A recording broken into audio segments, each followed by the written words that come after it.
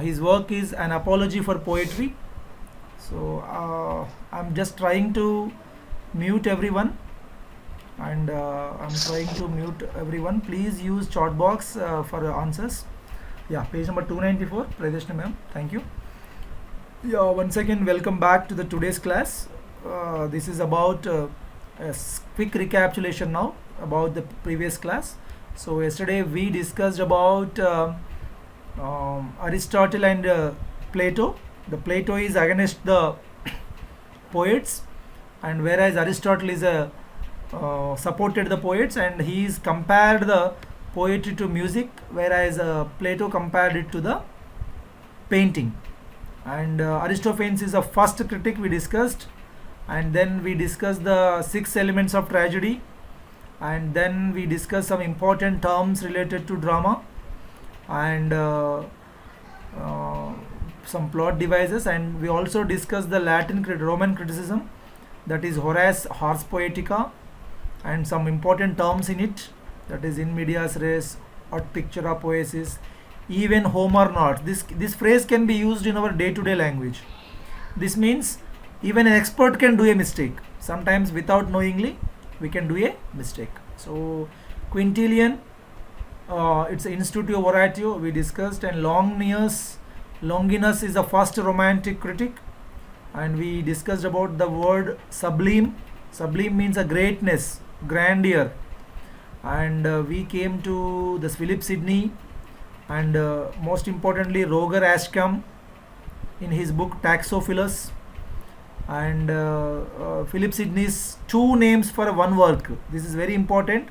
One is the Defense of Poesy, and the second one is Apology for Poetry.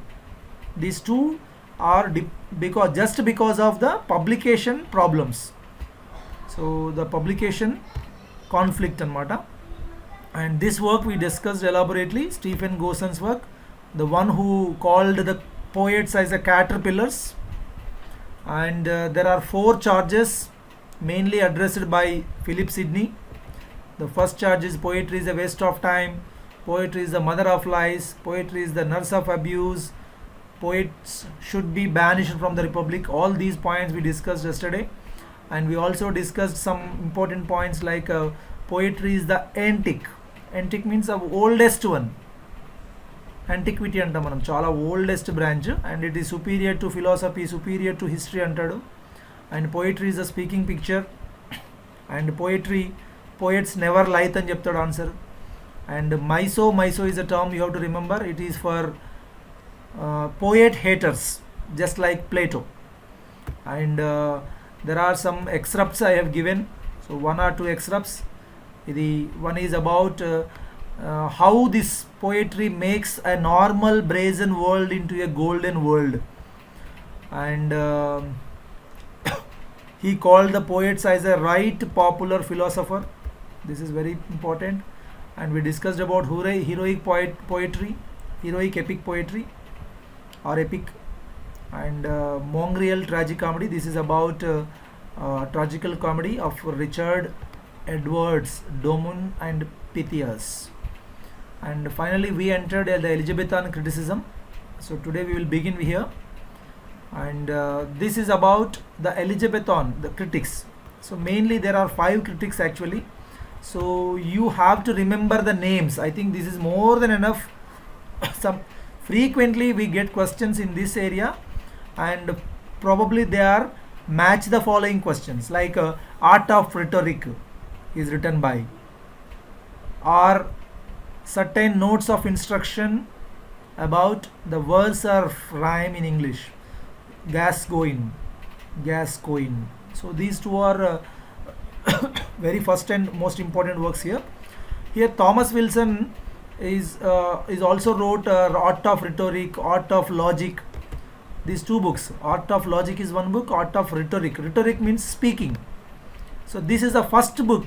Actually this is compared as the first book on logic and rhetoric in English language. Generally logic and rhetoric are written by, who is the writer? Yesterday we discussed Greek writer. Who wrote rhetoric? Who wrote Republic? Just type your answers if you remember. Who wrote Republic? Who wrote Rhetoric? Aristotle, Plato. Plato is for and Aristotle is for? Yeah, Plato, Republic, right? Aristotle, Rhetoric, right? So in English language, he is the first one to discuss about the rhetoric, that is act of speaking. So he coined the term, used the term Inkhorn term.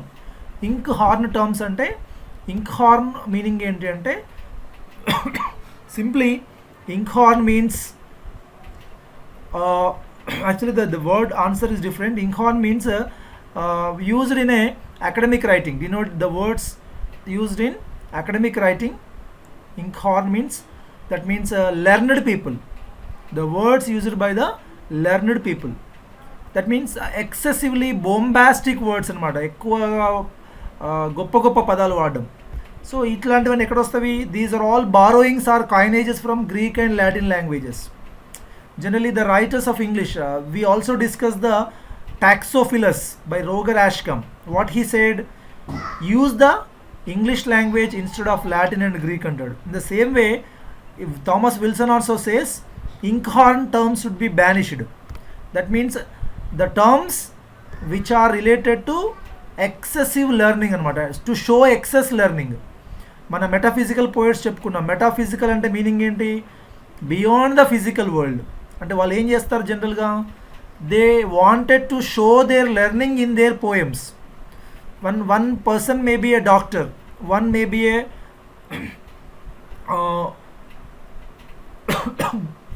geologist, and one may be a lawyer, one may be a teacher. So they all used their vocabulary in writings. అందుకే మనకు ఒక poem ఉంది కదా, కంపాస్తో metaphysical poets ఏం చేస్తారు? They compare two lovers to a hands of two compass. మనకు north pole south pole ఉంటుంది కంపాస్లో, which they never meet, when they never meet అనమాట. యాక్చువల్లీ ఈ నార్త్ పోల్ సౌత్ పోల్ ఎప్పుడు కలుసుకోవు కదా. అటువంటి టర్మ్ని తీసుకొని కంపాస్ అనే టర్మ్ తీసుకొచ్చి they used in poetry. So in the same way inkhorn terms అంటే ఏంటంటే borrowings, to show excessive knowledge అనమాట. కొత్త టర్మ్స్ వాడాలని ట్రై చేసే వాళ్ళని చెప్తాడు ఇతను. So don't use this inkhorn terms అని చెప్పింది ఎవరంటే Thomas Wilson. And other important writer critic is Gascoigne. Gascoigne is the one who wrote about verse form or the rhyme. So this person wrote about rhetoric, art of speaking or art of writing. We can say art of speaking or art of writing, but this person wrote about art of verse or rhyme in English language. This is very important, గుర్తుపెట్టుకోండి. So ఇతను ఏమంటాడంటే rhyme should be used with reason. It should have some purpose. Rhyming వాడుతుంటే purpose ఉండాలి. But ఈ cautions against the use of rhyme without reason. అసలు without రీజన్తో rhyme వాడొద్దు అంటాడు ఆయన. సో అందుకనే this is about using of the rhyme. This is more than enough to remember. And importantly he says one should use only one syllable words అంటాడు. అంటే చిన్న చిన్న సెలబుల్ ఉన్న words, one syllable or two syllable, monosyllabic or disyllabic words or suitable for English language. And the other words are not English language actually, so they are borrowed from other languages. మనం old English తీసుకుంటే కనుక, Anglo Saxon English తీసుకుంటే కనుక most of the words are monosyllabic or disyllabic words. అందుకే ఏమంటాడు, if you use more monosyllabic words you will become a true Englishman. But if you use the bombastic words, big words, you will not an English person and you will become again inkhorn. Same term inkhorn అంటే excessive learning అనమాట, ఎక్కువ చదువుకున్నటువంటి దాన్ని. అందుకే ఇతను ఏమంటాడంటే the verse, మనం ఇక్కడ ఆల్రెడీ చెప్పుకున్నాము, verse and rhyme should be in between these two. ఎట్లా అంటే one is it should not be completely obscure or it should not be completely too easy. So you should maintain a certain rhyming, certain verse అని చెప్తాడు నేను. అందుకే ఇతను rhyming and వర్డ్స్లో just remember the name, certain notes of instruction concerning the making of verse and rhyme in English. ఇది ఎక్కువగా మనకు match the following వస్తుందండి. ఆర్ట్ ఆఫ్ రిటరిక్, తర్వాత certain notes of instruction And third one is Discourse on English Poetry by William Webby. William Webby is also very important person. So ఈ adapted అతను shepherd's క్యాలెండర్లో చెప్తారు enthusiasm shepherd's calendar చూసేమంటాడంటే ఎక్కువ ఎగ్జామీటర్స్ సాపిక్స్ వాడమంటాడు. So ఎగ్జామీటర్ మీ అందరికీ తెలుసు, మనము already చెప్పుకున్నాం. వాట్ ఈజ్ స్పెన్సేరియన్ స్టాంజా అండి? షెపర్డ్స్ క్యాలెండర్ ఉంది కదండి, స్పెన్సర్ రాసినట్టు దాన్ని స్పెన్సేరియన్ స్టాంజా అంటాం. So could you remember how many lines are there in Spenserian stanza? Please answer this question. Yeah, 9 lines, Rajamouli sir, right, exactly. What is the 6th line in Spenserian stanza? Once again I am going back to 8 plus 1. Yes, what is the 6th line?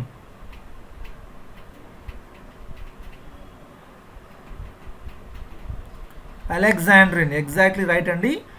ఇయాంబిక్ హెగ్జామీటర్, అదేం చెప్పింది ఇక్కడ. హెగ్జామీటర్ అంటే 6 metres ఉంటాయి. జనరల్గా మనం వాడే ఇంగ్లీష్లో అయినంతా కూడా iambic pentameter. So this is just like revision. So iambic hexameter, pentameter కాదు, హెగ్జామీటర్ వాడమని చెప్తాడు ఈయన. అట్లనే Sapphics. Sapphics is a type of poetry based on ancient Greek poet Sappho, SAPPHO. Sappho is a ancient Greek poet. ఆయన model చేసింది Sapphic. సో సాపిక్స్ని హెక్సామీటర్స్ని ఎక్కువ వాడమని చెప్తారనమాట ఈయన. This is more than enough to remember. So ఎక్కువ మనకు అక్కర్లేదు. టింకర్లీ వర్డ్స్ ఎక్కువ వాడొద్దు అని చెప్తారు ఈయన.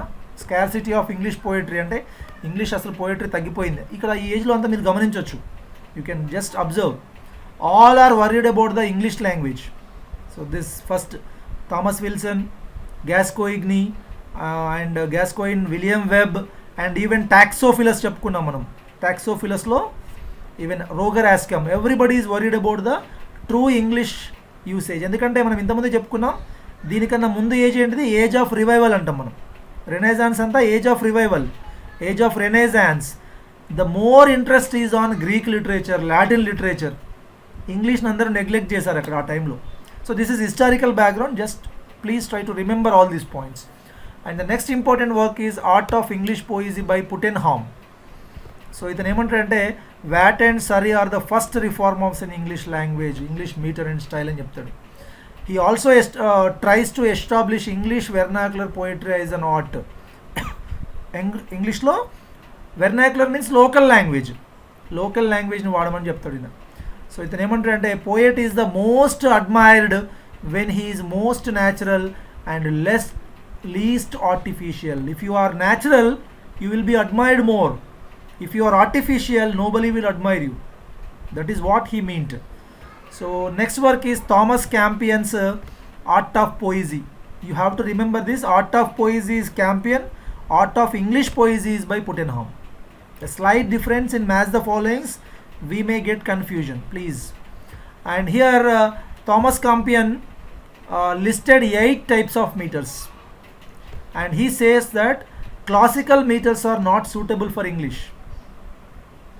So classical meters are not fitted for English tongue and better than vulgar and artificial rhymings. So you have to follow the classical meters, he says. And finally Defense of Rhyme by Samuel Daniel. It's a reply to the Campion's work. One is based on the other. So Samuel Daniel's work is a reply to the Thomas Campion's work. So you have to remember these 6 names. So please don't forget these names and match the followings. You may get a definite question from these match the followings. And coming to the Ben Jonson, this was here in the page 305, no issues. So Ben Jonson is a contemporary writer of Shakespeare, we discussed. So his main important one is comedy of humors. మేము already చెప్పాను మీకు అక్కడ. This comedy of humors, humor means liquid.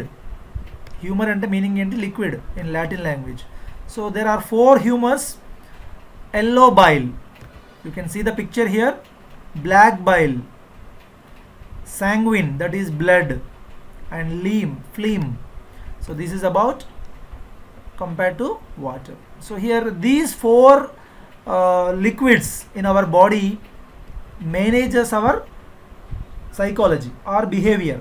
So that's what he meant anamata. Andukane comedy of humors anni etla vastadante managing of these 4 types of humors in our body. And he is the one who foreshadowed neoclassicism. That means he expected, that means he felt that there should be some morality or there should be some instruction in the writings. The writing should have some instruction ఉండాలని చెప్పిందన్నమాట ఆయన. So his other important work is Discourses. So just remember this work. Discourses is a work by, critical work by Ben Jonson. This is more than enough by about Ben Jonson. And he is the one who coined the term, very very important point, anti-mask. Anti-mask. So anti-mask term evarante Ben Jonson. Okay. So mask ante meaning ever idea unda erkena? What is the meaning of mask? Mask drama. Anyone, just please use a chat box.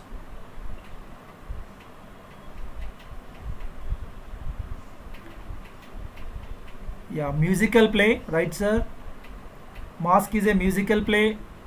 Yes, it is used in the royal people, exactly, in court, especially in the court halls. Yes, Comus is the exact best example for this mask. And Masquerade is also a musical drama, exactly. Masquerade or mask, we can simply call it as mask. So ikkada manaki entante simple ga, it's a drama based on the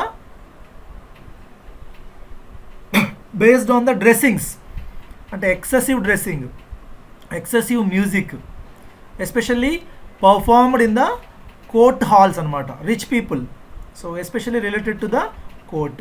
So John Milton, the best example andi mask ane daniki word ki Comus, indaka Farzana ma'am has answered this one. Comus ane work evaradante Milton. John Milton is the best example for Comus, is the best example for mask.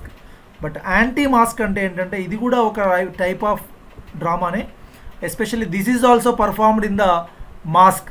Ante mask lo manaku interlude etlaithe drama ki madhyalo oka interlude vastado, break vastado, ikkada anti-mask em chestarante this is played before the beginning of the drama. Actually this term is outdated today. We are not using here in literature anymore. But now these masks are originally had an anti-mask before the main mask. నేను అదే చెప్తున్నాను. Mask play కన్నా ముందు ఏముండాలి, anti masque play ఉంటుంది. So both are based on costumes, different costumes వేసుకుంటారు, and excess music ఉంటుంది, dancing ఉంటుంది, సింగింగ్ ఉంటుంది. ఈ టైప్ ఆఫ్ డ్రామాస్ని ఏమంటారు అంటే మాస్క్ అంటారు. సో ఇది ఒక జస్ట్ టర్మ్ గుర్తుపెట్టుకోండి, మిల్టన్స్ కోమస్. ఇది కోమస్ ఉండాలండి, సిఓ ఉండాలి. Miltons komus is the best example అండి. This is from the pleasures reconcile to virtue అనే ప్లే, ఇతని ప్లే నుంచి అది ఇన్స్పైర్ అవుతారు. So mask, anti mask, simply remember the terms. Anti mask is term coined by, invented by Ben Jonson. And coming to the Ben Jonson as a critic, the very very important point we discussed in the previous class. Ben Jonson says judging of poetry or poets is the only duty of faculty of poets. It's not the duty of critics అంటాడు. క్రిటిక్స్కి ఏం పని? పోయట్స్ని judge చేయాలంటే faculty of పోయట్సే చేయాలి. It's not duty of all the poets, or it's only the not duty of critics. It is only the duty of the poets.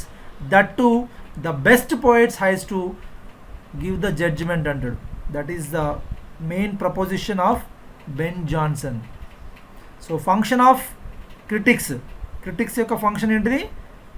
Judgement ఇవ్వడం కాదు, పోయిట్స్ని తప్పుపట్టడం కాదు. It's not the duty of critic, it is the duty of the poet, it is the duty of the best poet అని చెప్తారు అనమాట. So this is only the best poets has the chance, has the right to judgment on the merits and defects of the poetry. Critics ki ఏ మాత్రం హక్కు ఉండదని చెప్పింది ఎవరంటే Ben Johnson. Just simply remember this word, and we are moving to neoclassical age now. So Ben Jonson రెండే terms important అండి, anti mask and comedy of humours, రెండు terms. తర్వాత he criticised the critics. ఏమన్నాడు ఆయన? It's a part, the duty of the poets, best poets, not the duty of the critics అంటాడు. And neoclassical age అనగా మనకు గుర్తు రావాలి, it is based on the thought, where as romantic age is based on the feelings. ఇది బాగా difference గుర్తుపెట్టుకోవాలి. Neo classical ఏజ్లో head is given prioritised, whereas in romantic age the heart is given priority. So there are few quotes which are very, very important about Dryden, and he is known as the father of English criticism. So మనకు Aristophanes ఏమో Greek critic, first critic, but ఇక్కడ Dryden is the first critic in English language and is the best critic, as the father of English criticism also we can say. Dr. Johnson says that he found it as a brick and left it as a marble. So ఇది very very famous coat అండి. Johnson డ్రైడెన్ ఏమన్నాడంటే it is just like a brick, he started like a brick which is very soft and which is easy to break, but finally he ended his career as a marble, is very strong అని చెప్తారనమాట. So ఇక్కడ మనం already discuss చేసాము. Ben Jonson play Epicoene and silent women is a very important play by Ben Jonson. So this Dryden observed this play అనమాట, merits and demerits of Epicoene, and says that this Epicoene has followed the 3 unities and it has continuity of scenes, it is faultlessly constructed. He praised the epicoin or the silent women. Note this point, ఇది important గుర్తుపెట్టుకోండి. And మనకు డ్రైడెన్ అనగా ఏం గుర్తురావాలంటే dramatic పోయిజీ గుర్తురావాలండి. ఇది చాలా చాలా important work అండి. నేను already we discussed this point in the literature, but however we discuss it very elaboratively here. So dramatic poesy, an essay on dramatic poesy. అక్కడ an apology for English poetry. The terms should not be confused అండి. ఇక్కడ essay on dramatic poesy in 1668. It's a semi drama అండి. Actually there are 4 characters ఉంటాయి ఇందులో. ఈ 4 characters ఏం చేస్తాయంటే in order to escape a war, ఒక war నుంచి తప్పించుకోవడానికి they started they journey in a boat అనమాట. ఒక ప్లేస్కి వచ్చి కూర్చుంటారు అక్కడ. These 4 friends, these 4 people started discussing about the merits and demerits of drama. So this is in the form of semi drama, ఒక డైలాగిక్ బేస్లో ఉంటుంది. And return during the period of great plague, ఎందుకంటే theatres లేవు అప్పుడు, లండన్లో theatres అని మూతపడ్డాయి 2 years పాటు. So ఆ టైంలో ఏం చేసిందంటే వీళ్ళు ఖాళీగా ఉండలేక ఈయన డ్రైడెన్ ఇది రాస్తాడు.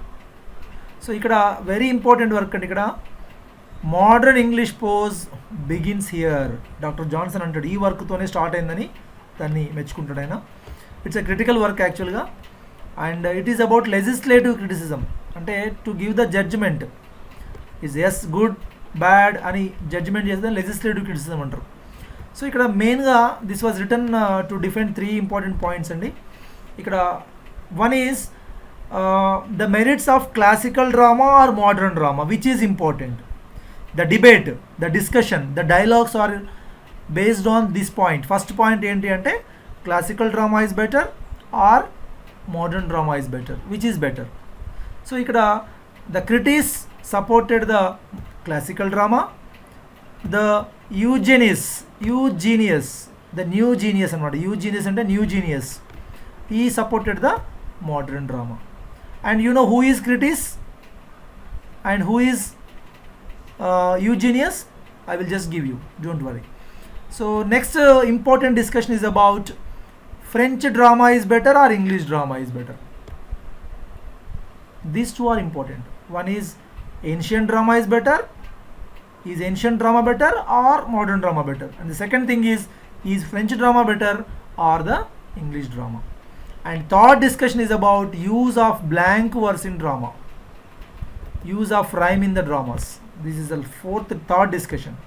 So these 3 discussions are mainly in the dramatic poesy. This is also in the part in the form of a debate, a drama, a discussion.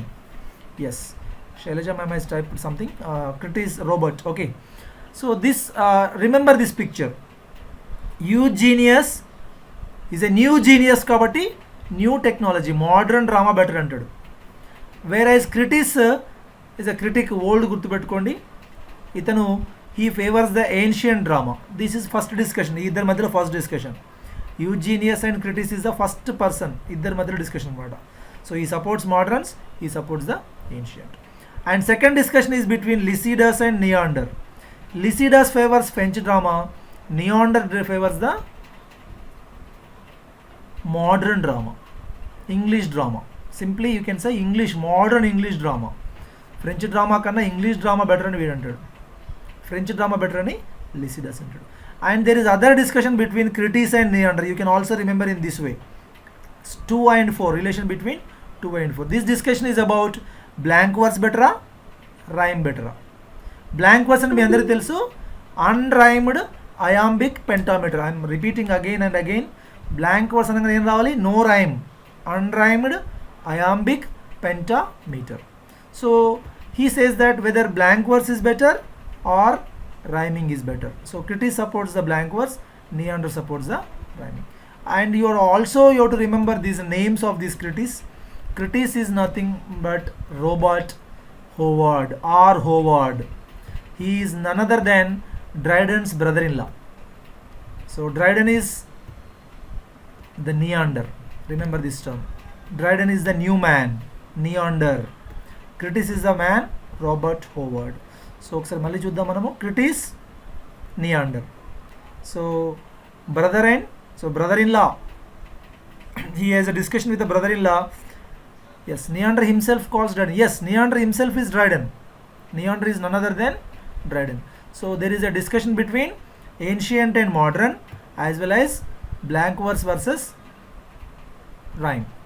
So now we will go to Eugenius and Lycidas. So Eugenius is the one who supported modern drama. Critics is the one who supported the ancient drama. ఎందుకంటే ఇక్కడ చిన్న logic గుర్తుపెట్టుకోండి. Ancient dramas ఎందుకు better అంటాడంటే, because ancient dramas follows unities, 3 unities follow అవుతాయి. According to Aristotle we have to follow 3 unities: unity of time, unity of place, unity of action. And he prefers Ben Jonson, and he is the first speaker in the work that is essay on dramatic poesy. So గుర్తుపెట్టుకోండి. And next 2 speakers ఎవరంటే Lisideius and Leander అండి. వీళ్ళు ఏమంటారు? One supports the French drama, other supports the English drama. So ఇక్కడ ఇంకో విషయం అండి, critics supports the Ben Jonson. Ben Jonson is great అంటాడు, where Neander supports the Shakespeare. Shakespeare is the greatest soul, ancient or modern. ఏన్షియంట్లో అయినా మోడర్న్లో అయినా ఎవరిని తీసుకున్నా కూడా షేక్స్పియర్ ఈజ్ ద బెస్ట్ అని చెప్తాడు. అండ్ ఇంకొక చాలా చాలా ఇంపార్టెంట్ అండి, ఇది very very important point. He supported the tragicomedy. Tragicomedy అంటే it's a mix of tragedy and comedy. Yesterday we discussed a little bit and we left it over there. So Dryden is the one who supported Shakespeare అండి. సింపుల్గా వినండి, ఇక్కడ Shakespeare is praised for mixing of genre only by Dryden. So before Dryden, in 16th or 17th century, when Shakespeare was writing plays, dramas, everybody criticized Shakespeare for mixing the drama, for his carelessness. అరే నువ్వు tragedy రాస్తున్నావా, comedy రాస్తున్నావా, why are you mixing these genres అని అతను అందరూ criticise చేశారు. But the only person who supported Shakespeare is the Dryden.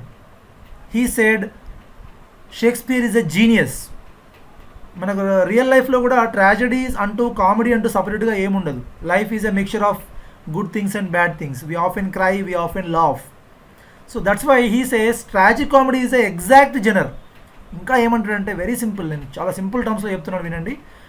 అసలు Aristotle ఏం చెప్పిండు? ట్రాజడీ డిఫరెంట్, కామెడీ డిఫరెంట్ చెప్పాడు కదా. ఎందుకు చెప్పాడు? He don't know about tragic comedy because ancients don't know about tragic comedy. అసలు వాళ్ళకి ఆ విషయం ట్రాజిక్ కామెడీ ఉంటుందని తెలిసి ఉంటే వాళ్ళు వాళ్ళ రూల్స్నే మార్చుకునే వాళ్ళు అంటాడు. We will discuss it here. So there is one point here, I think. Yes, very very important quote అండి. What pleases the Greek would not satisfy an English audience. అరే గ్రీక్ ఇష్టమైంది ఇంగ్లీష్ వాడికి ఇట్లా ఇష్టమవుతుంది? Simple.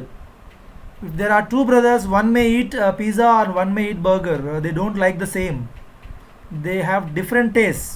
So in the same way, గ్రీక్స్కి ఇష్టం ఉన్నది English ఆడియన్స్కి ఎందుకు ఇష్టం అవుతుందండి?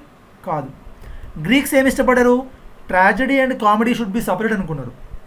But average English audience supported tragic comedy. అసలు ఈ విషయము, if English have perfected a new way of writing that is tragic comedy not known to ancients. అసలు ఏన్షియన్స్కి తెలియని గొప్ప విషయం చెప్పాడు ఇతను. ఎవరు? Shakespeare. If this is known to the ancients, they would have definitely modified their rules అని చెప్తాడు. ఈయన చాలా గొప్పగా చెప్తాడు షేక్స్పియర్ గురించి. So please remember these two terms. Tragic comedy support చేసింది ఎవరంటే డ్రైడెన్. వెరీ వెరీ ఇంపార్టెంట్ అండి. Tragic comedy supported by Dryden అనమాట. ఎందుకంటే అంతవరకు షేక్స్పియర్ అందరూ క్రిటిసైజ్ చేశారు. He's very careless, he's very careless in mixing the genres అని అతను క్రిటిసైజ్ చేశారు. But he's the one who supported Shakespeare and he rightly supported that tragic comedy is the best. అందుకనే మనకి ఇక్కడ డిస్కషన్లో కూడా వస్తుంది. ఇక్కడ నియాండర్ దగ్గర modern English play that is tragic comedy, modern డ్రామాని సపోర్ట్ చేస్తాడు ఆయన. Lisideius supports the French drama. ఇక్కడ కూడా ఓవరాల్గా మోడ్రన్ డ్రామాని జీనియస్ అంటాడు, యూజీనియస్ ఏన్షియంట్ డ్రామాని క్రిటిక్స్ సపోర్ట్ చేస్తాడు. ఈ 4 పాయింట్స్ బాగా గుర్తుపెట్టుకోండి. And as usual we have a code for that. CEL, cell. సెల్స్లో మనకి మామూలుగా సెల్ ఫోన్స్లో ఏం చేస్తామంటే C for Crites, E for Eugenius, L for Lisideius, N for Neander. And this cell nowadays have SSD. SSD అంటే మనం మామూలుగా కంప్యూటర్లో కొత్తగా వస్తుంది సాలిడ్ స్టేట్ డ్రైవ్ అని కొత్త ఫార్మాట్ ఇది. So new technology in computers. So whatever the way you want to remember it, you just remember it. This is my code for my remembrance. So I want to recall this by in examination with using this code. And these are the names: C for Critis, H for Howard, E for Eugenius, S for Sackville, and L for Lycidas. Lycidas is nothing but Sidney, and S for Sidney here, and Neander is nothing but N for D for Dryden. So this is a code, and they favors ancient, moderns, French and English drama. AMFE. Ancient drama, modern drama, French drama, English drama. So whatever the way you want to recognize, just remember, you just try to remember this point. These 4 points should be memorized. You will get a definitely question when the time comes. When you get a question in exam, you will again worry for it. అరే నాకు గుర్తులేదు కదా ఇది ఎట్లా, నియాండ్రా, డ్రైడెనా, క్రిటిసా, హోవార్డా, సాక్విలియా, ఇది తెలియదు అక్కడ. we will get confused. So that's why mnemonics plays a crucial role in remembering. And coming to the discussion, మనం ఆల్రెడీ చెప్పాను ఇక్కడ Crites supported the Jonson whereas Neander support the Shakespeare. So there is a very important quotes అండి. ఇది చాలా చాలా important quote. ఇక్కడ he compared Ben Jonson to Virgil. Ben Jonson ఏమని చేశాడంటే compare to the Virgil. Simple question in examination. Dryden in his dramatic poesy he compared Ben Jonson to Virgil, Dante, Horace, Homer. ఇట్లా options ఇస్తారు మనకు. he compared to Virgil అండి. whereas he compared the Shakespeare to Homer. ఇది గుర్తుపెట్టుకోండి బాగా.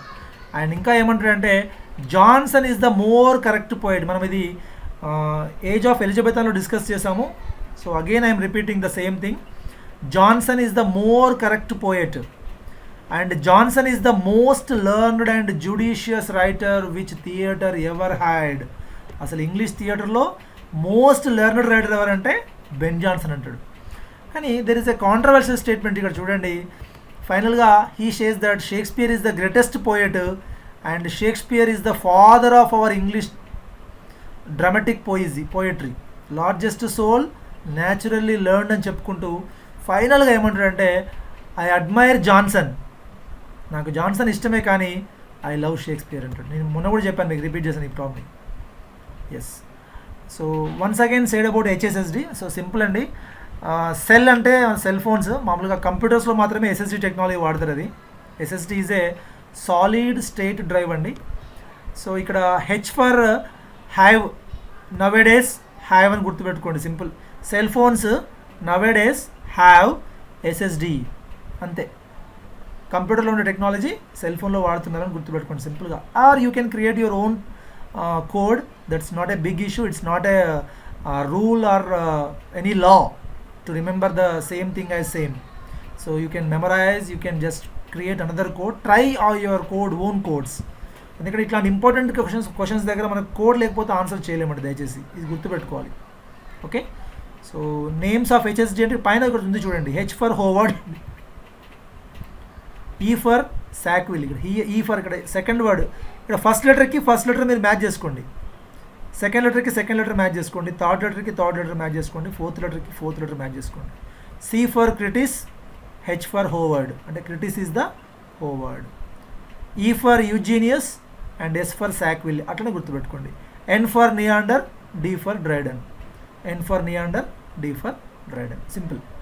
So ఇక్కడ overall conclusion ఏంటిదంటే Jonson షేక్స్పియర్లో ఎవరు ఇష్టం అండి? షేక్స్పియర్. అండ్ ఇక్కడ ఈ డైలాగ్స్ కూడా ఇంపార్టెంట్ అండి. So to which English play right he said the most learned and judicious writer the theatre ever had. Obviously we answer this question is Shakespeare. డైరెక్ట్గా మనం చదవం, ఇక షేక్స్పియర్ పెట్టేస్తాం ఆన్సర్ మనం. But ఏంటిదంటే ఇక్కడ he said Ben Jonson is the most learned creator అండి. And ఇక్కడ ఇది కూడా ఇంపార్టెంట్ అండి. Who is the largest soul or naturally learned అండి? షేక్స్పియర్. ఇది అఫ్కోర్స్ ఇది కరెక్ట్ పెడతాం గెస్ట్ చేసైనా కానీ, బట్ ఈ రెండు మనం కరెక్ట్ పెట్టలేమండి. Who is the more correct poet? Jonson, it's not Shakespeare. So ఫైనల్గా హీ సపోర్టెడ్ షేక్స్పియర్ అనమాట. అండ్ కమింగ్ టు ఇందాక నేను ఆల్రెడీ చెప్పాను ఇది. So in 17th century, in the late 17th century, Shakespeare was severely criticized for careless attitude towards the mixing of genres. అరే ఈ Shakespeare ఏంటి అసలు ఒక పద్ధతిలో రాయట్లేదు, ఒకరి దగ్గర నుంచి రాయట్లేదు, he's copying from everyone. అందుకని గ్రీన్ ఏమంటాడు? He's an abstract crow beautified with our feathers అన్నాడు. మనం ఆల్రెడీ డిస్కస్ చేసాం, అది కూడా పాయింట్. బట్ ఇక్కడ హీ సింప్లీ సెడ్, డ్రైడన్ ఏమన్నాడు? He is the naturally learned and he needed not spectacles of books to read nature అంటాడు. అతను ఎంత న్యాచురల్ అంటే అతనికి ఎటువంటి స్పెక్స్ అక్కర్లేదు పుస్తకాన్ని చదవాలంటే, నేచర్ని చదవాలంటే. He did not need any learning. He is a naturally learned from nature. He doesn't need any spectacles to read the books అంటాడు.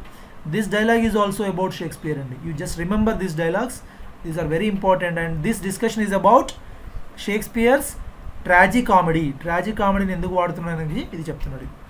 And of dramatic poesy and other essays మనం చెప్పుకున్నాం ఆల్రెడీ. ఇది Shakespeare యొక్క గొప్పతనం చెప్తాడు ఇక్కడ. And this is not much important, ఇది already మనం డిస్కస్ చేసాము. What pleases the Greek would not satisfy an English audience. And next comes Alexander Pope అండి, వెరీ వెరీ ఇంపార్టెంట్. ఈయన వర్క్ ఎస్సే ఆన్ క్రిటిసిజం. దీన్ని ఏమంటారంటే నియో క్లాసికల్ మేనిఫెస్టో అంటారండి. This work is called as Neoclassical Manifesto. This is modeled on Horace Ars Poetica. Simple question in exam. Which of the following works is known as Neoclassical Manifesto? That is an essay on criticism. An essay on criticism is modeled on Ars Poetica. That is also very important. ఎందుకంటే Ars Poetica చెప్తాడు Horace, poetry should have 2 issues. Didactic ఉండాలంటాడు. Didactic అంటే ఏం చెప్పుకున్నాం మనము? Instruction and pleasing, both should be there in the works అంటాడు. So neo classes అందరూ అదే బిలీవ్ చేస్తారండి. నియో క్లాసెస్ అనగానే అది మీనింగ్ గుర్తుపెట్టుకోండి. Based on the thought, they are didactic, రెండు ఉండాలంటారు. But they gave more priority to the thought అండి. ఇది చాలా ఇంపార్టెంట్. ఇన్స్ట్రక్షన్ ఉండాలనేది వీళ్ళ మెయిన్ ఆలోచన. రొమాంటిక్స్ ఏమంటారు? ఇన్స్ట్రక్షన్ అక్కర్లేదు, ఓన్లీ ప్లీజింగ్ ఉంటే చాలు అంటారు వాళ్ళు. సో ఇక్కడ నెక్స్ట్ ఇంపార్టెంట్ వర్క్ అండి. ఇక్కడ మనకు ఇది ఈ ఎస్సే అండ్ క్రిటిసిజంలో మనకు 3 పార్ట్స్ ఉంటాయండి. అండ్ ఇంకొకటి గుర్తుపెట్టుకోండి, డిక్షనరీలో ద మోస్ట్ కోటెడ్ రైటర్ ఎవరంటే అలెగ్జాండర్ పోప్. ఆల్మోస్ట్ మనకి ఇప్పుడు డిస్కస్ చేసే కోట్స్ అన్నీ కూడా చాలా ఇంపార్టెంట్ కోట్స్ అండి. సో ఇక్కడ చూడండి, one is he says that lack of true taste in critics. అసలు ఇవాళ రేపు క్రిటిక్స్కి ఎవరికి ట్రూ టేస్ట్ ఉండట్లేదు. Critics has become this with our judgments as our watches, none go just alike, yet each believes in his own. He simply criticized the judgments of the critics because they don't have the true taste. And he also says that bad criticism does greater harm than the bad writing. నువ్వు బ్యాడ్గా రాసినా పర్లేదు, దానివల్ల పెద్ద నష్టమేం లేదు. కానీ if you right A bad criticism on that one, అంటే cinema వాడు బ్యాడ్ తీసినా పర్లేదు కొంత, కానీ దాని గురించి నువ్వు క్రిటిసిజం బ్యాడ్గా రాసినావు అనుకో, it will be more effective, more problematic అని చెప్తాడు. This is hard to say if greater want of skill appearing writing or judging ill. So writing బ్యాడా, జడ్జింగ్ ఇల్ బ్యాడా, బట్ ఆఫ్ ద టూ, ఈ రెండిట్లో కూడా less dangerous is the offence to tire our patience than mislead our sense. Very important అండి. Writing is the less dangerous thing, అంటే bad writing, than the bad judging అంటాడు. This is exactly taken from the quotation from the essay and criticism అండి. So some times we may get direct lines అనమాట. ఈ lines డైరెక్ట్గా వచ్చినప్పుడు మనం కొంచెం అర్థం చేసుకోండి. This is hard to say if greater want of skill appear in writing or judging skill. Writing ఇంపార్టెంటా జడ్జింగ్ ఇంపార్టెంటా అనేది ఇక్కడ క్వశ్చన్ అనమాట. సో జడ్జింగే బ్యాడ్ అని చెప్తాడు ఈయన. అందుకే bad criticism is the bad thing అంటాడు. And the best poets makes the best critics. So ఈ there is a main criticism. ఇంకొకటి ఏంటంటే అసలు క్రిటిక్స్ అంటే ఎవరు తెలుసా? According to Pope the failed poets are critics అంటాడు. The one who failed in creation becomes the critic అంటాడు. అంటే క్రియేషన్ చేయరానోడు బాగా క్రియేట్ చేయగలిగితే you will become a good painter, good poet. నీకు చేయడం రాకనే you have become a critic and you are giving some bad criticism on the great poets అంటాడు. So according to Pope critics are secondary, writers are the primary. So అది ఇక్కడ meaning అనమాట. He recognises that some critics are failed poets. Critics ఎవరు అసలు? సింపుల్గా there is a proverb in English language also. English language టీచింగ్లో చెప్తారు, those who can't teach they teach the teachers. జనరల్గా మనకు ట్రైనింగ్ ప్రోగ్రామ్స్ జరుగుతూ ఉంటుంది. ఇట్లా వాళ్ళకి టీచింగ్ చెప్పడం రాదు యాక్చువల్గా. అంటే I'm not criticising every one is the same, but the common quotation ఏంటంటే the one who cannot teach in the field, actual ఫీల్డ్లో టీచింగ్ చేయని వాడు ఏం చేస్తాడు? They teach the teachers how to teach. టీచర్స్ని కూర్చోబెట్టి క్లాస్ చెప్పి ఎలా చెప్పాలి, ఇలా చెప్పాలి, అలా చెప్పాలని చెప్తుంటాడు. So that is how the Pope uses the same criticism. So poets who can't write a good piece of writing becomes critics అంటాడు. సో ఇక్కడ వెరీ గుడ్ ఎగ్జాంపుల్ అండి. అండ్ మూడు చాలా ఇంపార్టెంట్ పాయింట్స్ చెప్తాను నేను. దిస్ ఈజ్ వెరీ ఇంపార్టెంట్ అండి. Poets are born, poets are made, they are not born అంటాడు. Poets are born not made. So sorry, they are made not born. Sorry, I'm sorry, I want to some drop water. So please read the lines. I will just take a break 1 minute.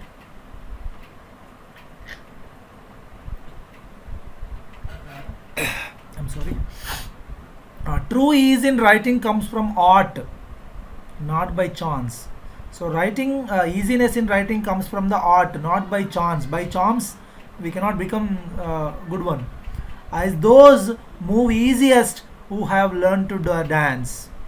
So as those who moves easily, చాలా ఈజీగా కదిలే వాళ్ళు they can learn the dance easily. అట్లనే those who has easiness in writings they can become a good writer. That's why poets are made అంటాడు, not born.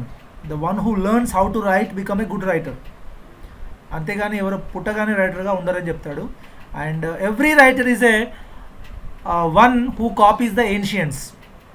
And మనం తర్వాత Harold Bloom theory చెప్పుకుంటాము reader response క్రిటిసిజంలో.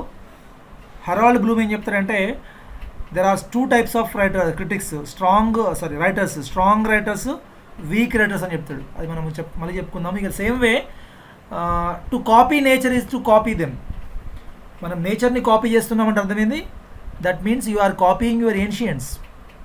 అంటే you are not in isolation, you are a follower of nature always, you are follower of your ancients అని చెప్తాడు. And this is the quotation, famous quotation in the essay and criticism. For forms of government let fools contest. ఇది మనకు ఈరోజు కూడా ఆబ్వియస్గా చాలా suitable quotation అనమాట ఇది. For forms of government let the fools contest. So next ఇది చాలా చాలా ఇంపార్టెంట్ అండి. He's a strong admirer of Homer అండి. హోమర్ని చాలా బాగా ఇష్టపడతాడు. అందుకే ఏమంటాడంటే be the Homer's works your study and delight, read them by day and meditate them by night అంటాడు. సో కంప్లీట్గా నువ్వేం చేయాలి? హోమర్ని ప్రేజ్ చేయాలి, హోమర్ని రీడ్ చేయాలి, హోమర్ని మెడిటేట్ చేయాలి. డే టైం అయినా నైట్ టైం అయినా Homer is the only one అని చెప్తాడు ఈయన. సో చాలా చాలా ఇంపార్టెంట్ కొటేషన్స్ మీరు బాగా గుర్తుపెట్టుకోవాల్సింది ఇంకా ఇది. So you have to read twice, thrice or 10 times. I no worry. Some important quotations. Directly they will give a question like, to copy nature is to copy them. Is a quotation from ekkadi essay on criticism. This work is also, publication date is also important, 1711. And part 1 is anta kuda about the general observations of the art of criticism guరించి చెప్పిండు ఇప్పటిదాకా. Criticism ఎట్లా ఉంటుంది, bad critics ఎట్లా ఉంటారు, critics ఎక్కడి నుంచి వస్తారు, they follow the nature, ఇవన్నీ చెప్తాడు. And coming to the second పార్ట్లో he discuss about the wrong criticism. ఇక్కడ ఏమంటాడంటే whoever falls, whoever thinks, ఇది చాలా ఇంపార్టెంట్ అండి మన లైఫ్లో. ఇది మనకు even we can use this in our what you call personality development, for our personality development. Whoever thinks a faultless piece to see thinks that he never was or nor is nor ever shall be. మనం ఒక perfect piece of work చూడాలంటే this is impossible. Things it's never was, మనం అనుకుంటామంటే there is no perfect work which was written earlier. And nor is, ఇప్పుడు ఎవరు రాయట్లేదు. And nor ever shall be, there will not be any favourite or faultless work ఉండదంటాం. మనం నేను చెప్పుకున్నాం. Homer ఏమన్నాడండి ఫాల్ట్లెస్ గురించి? హోమర్ ఏమన్నాడు? ఒక కొటేషన్ చెప్పాను మీకు నేను, చిన్న 3 words quotation or 4 words line. Even Homer nods, గుర్తుందా? ఈవెన్ హోమర్ నాడ్స్ అంటే ఏంటి? Even Homer can also do mistakes. So ఇతను హోమర్ యొక్క అడ్మైజర్ కాబట్టి బాగా గుర్తుపెట్టుకోండి. ఏమంటాడంటే there is no good writing, no good writing, piece of writing, there is no good piece of writing, అన్నిట్లో మిస్టేక్స్ ఉంటాయి. సో ఇక నేను ఫాల్ట్లెస్ వర్క్ చూస్తానంటే that is impossible. Even your life we do many mistakes, mistakes చేయకుండా మనం ఉండము. And the one who rectifies his mistakes are one who identifies his mistakes wins in the battle of the life. So coming to the next important thing, a little learning is a dangerous thing. It's very very important. ఇతనన్నీ కూడా Pope's quotations, నేను ముందే చెప్పాను Pope's quotations అన్నీ కూడా మీరు memorise చేయాల్సిందే. ఏమంటాడు? A little learning is dangerous thing. అందుకే you have to drink deep or taste not the Pierian spring.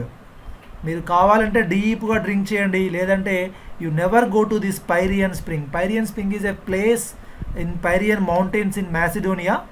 So it is a sacred spring అనమాట, సాక్రెడ్ స్ప్రింగ్, అది చాలా పవిత్రమైనటువంటి వాటర్ అక్కడ. సో ఆ వాటర్ డ్రింక్ చేస్తే you will get the knowledge. అందుకనే if you want to get the knowledge you have to learn deeply. If you want to do some peripheral work, మీద చదువుకుంటాను, 4 MCQs చదువుకుని ఎగ్జామ్కి పోతాను, దట్స్ నెవర్ వర్క్స్ అనమాట. You have to learn the subject in depth. So అందుకే if you don't want to learn, don't try to taste this Pierian spring అంటాడు. That is muses. Muse అంటే ప్రార్థించేది. జనరల్గా మనకి ఎపిక్ పోయమ్స్లో epic poem begins with a muse, ప్రార్థనతో మొదలవుతుంది దేవుడికి. So muse means the power, divine power, and there is some invocation to the muse in the beginning of epic. That should be remembered. So sometimes I deviate from the topic, epic పోయంకి వెళ్ళిపోయాను, don't think otherwise, ఏమనుకోకండి. Sometimes ఇది which are related, I'm talking about related things. And the very important quotation, another quotation is, to err is human. అందుకే కదా faultless pieces ఉండవండి. There is no faultless piece. There are many errors in our way of living also. మన జీవితం కూడా errors ఉంటాయి, but there is no error లేనటువంటి వ్యక్తే లేదు ఇక్కడ. అందుకే ఏమంటాడు? To err is human, to forgive is divine. And ఇంకోటి, the sound must seem an echo of the sense.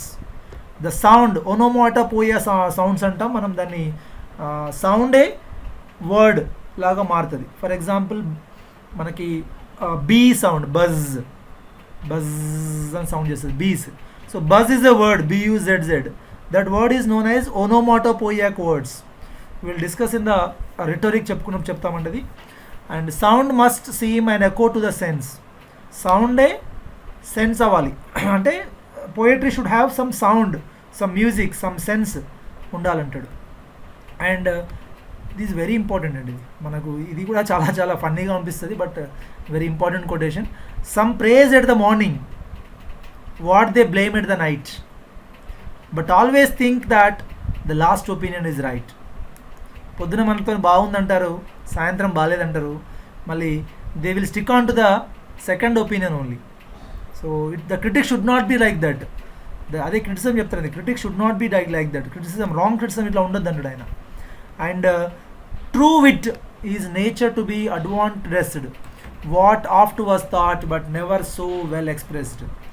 True wit, అసలు there is impossible to reveal the true wit. True knowledge is not possible, it is no never expressed so well అంటాడు. It is impossible to express so well. So our wordings are not enough to describe anything in this world. And ఫైనల్గా there are some rules or functions of critic. ఇందులో ఇతను always prices the ancients, ఎందుకంటే హోమర్ను ఇష్టపడతాడు కాబట్టి obviously he follows the ancients. And he says that for fools rush in where fear angels fear to dread. అంటే ఇక్కడ దీని ఈ ఎగ్జాంపుల్ ఎలా గుర్తుపెట్టుకోవాలంటే, ఇతను ఏమన్నాడు, గుడ్ క్రిటిక్స్, బెస్ట్ పోయట్స్ మాత్రమే క్రిటిసైజ్ చేయాలి. అసలు క్రిటిక్స్కి క్రిటిసైజ్ చేసే హక్కు లేదు, they are all failed poets. అందుకని ఏమంటాడు ఇక్కడ, for fools rush in where angels fear to tread. Treading means treadmill అంటాం కదా మనం, వాకింగ్. సో ఏంజల్స్ అంటే gods, heavenly powers or experts. ఇక్కడ ఎక్స్పర్ట్స్ నడిచడానికి భయపడే ప్లేస్లో ఫూల్స్ వచ్చి రన్నింగ్ చేస్తారు. That is the meaning of this quotation. That means when an expert is afraid of doing something or giving a statement, fools will come rush into that easily and they say their criticism easily. And even an expert thinks twice thrice to give a statement, but fools, these bad critics, these foolish critics clearly give some false statements. They are eagerly wanting to rush, they wanted to run where angels or fear of walking. అంటే పెద్ద పెద్ద పోయిట్సే భయపడే ప్లేస్లో ఈ falls critics వచ్చి ఊరికే అన్ని criticism చేస్తుంటారు. అందుకనే criticism is not easy, it's a true taste, it's a gift of nature అంటాడు ఆయన. And it's a great chain of being, it's a gift of nature. It is given to angels from God, and these angels have given to man, and this man has given to animals and plants. There is a great chain of being in between all these things. So finally ఏమంటాడంటే, men not afraid of God, they are afraid of me. Imitation of Horace చెప్తాడు ఇక్కడ, imitation Horace చేసి చెప్తాడు. So men are not afraid of God, they are afraid of me. The critics, the poets ఎవరైతే ఉన్నారో ఈ ఏజ్లో వాళ్ళంతా నాకు భయపడతారని చెప్తాడు నేను. There is a beautiful poem ఉంటుంది ఇది ఒకటి. So I will post it tomorrow. I am not exactly remembering that work. I will post it definitely tomorrow. One small query I missed here. So e line, especially on this line, I am talking about this line. So I will post it tomorrow. So this is very very important work by Pope, is an essay on criticism. It is called as Neoclassical Manifesto. So you have to go line by line, important lines anamata. Compulsory chadavali idi. At least you can able to remember this word lines anamata. Evaru Pope words ఏంటివి, Pope యొక్క words ఏంటివి గుర్తుండాలి. And coming to the essay on criticism, ఇక్కడ Pope's writings మీద essay on criticism అనేది ఉంటుంది ఒకటి. Is the feeblest and least interesting work of Pope's writings అంటారు. ఎవరంటారు? De Quincey. క్రిటిసిజం మీద మళ్ళీ క్రిటిసిజం. ఇక్కడ ఎస్సే ఆన్ క్రిటిసిజం ఎవరిది? పోప్. మనం ఇప్పుడే చెప్పుకున్నాం ఎస్సే ఆన్ క్రిటిసిజం మీద work of Pope. Thomas De Quincey ఎవరు? He is known as the opium eater in a romantic age లో ఉంటాడు ఈయన. He is addicted to opium. Opium is nothing but a drug. So దానికి అలవాటు అయిపోతాడు. His famous book is the note book of an English opium eater. Very famous work అండి. Thomas De Quincey name wrong మనకి ఏం గుర్తు రావాలి? Note book of an English opium eater. However we discuss this in the romantic age. ఇక్కడ ఒక point ఏంటంటే, ఈ బుక్లో ఏమంటాడంటే, పోప్ రైటింగ్స్ అన్నిట్లోకెల్లా ద లీస్ట్ ఇంట్రెస్టింగ్ వర్క్ ఏదంటే ఇదే అంటాడు. ఎందుకంటే దిస్ ఈజ్ ఆన్ క్రిటిసిజం. ఎందుకు? ఇంకొక వర్క్ ఏమంటాడంటే, it is like A multiplication table. అరే మెట్రికల్ మల్టిప్లికేషన్ టేబుల్ లాగా రాసిండు దీన్ని. 2 1s are 2, 2s are 2, 2s are 4, 2 3s ఇట్లా ఎట్లా టేబుల్ ఉంటుందో అట్లనే రాసేసిండు దీన్ని. There is nothing to learn from this అనమాట చెప్తాడు ఈయన. And he also cited that most of the common places the most mouldy with which criticism has baited its rat traps అంటాడు. అంత rat traps లాగా ఉంది ఇది. ఇది మల్టిప్లికేషన్ టేబుల్ లాగా ఉంది. It is the feeblest and the weakest work of Pope అంటాడు. So one small point you would remember, who criticized the essay on criticism, that is De Quincey. One point is enough. And Alexander Pope ఏమంటాడంటే ఇదే Pope about the Francis Bacon, refers to Francis Bacon, the wisest and brightest meanest of mankind. Is about quotation about Francis Bacon, and this is written in epistle 4 of his essay on man. ఇతని works మీకు చూసుకుంటే essay on criticism ఉంటుంది, essay on man కూడా ఉంటుంది.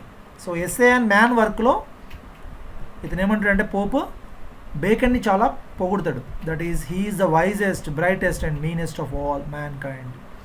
And next we came to the important writer Samuel Johnson. He's important, all are important.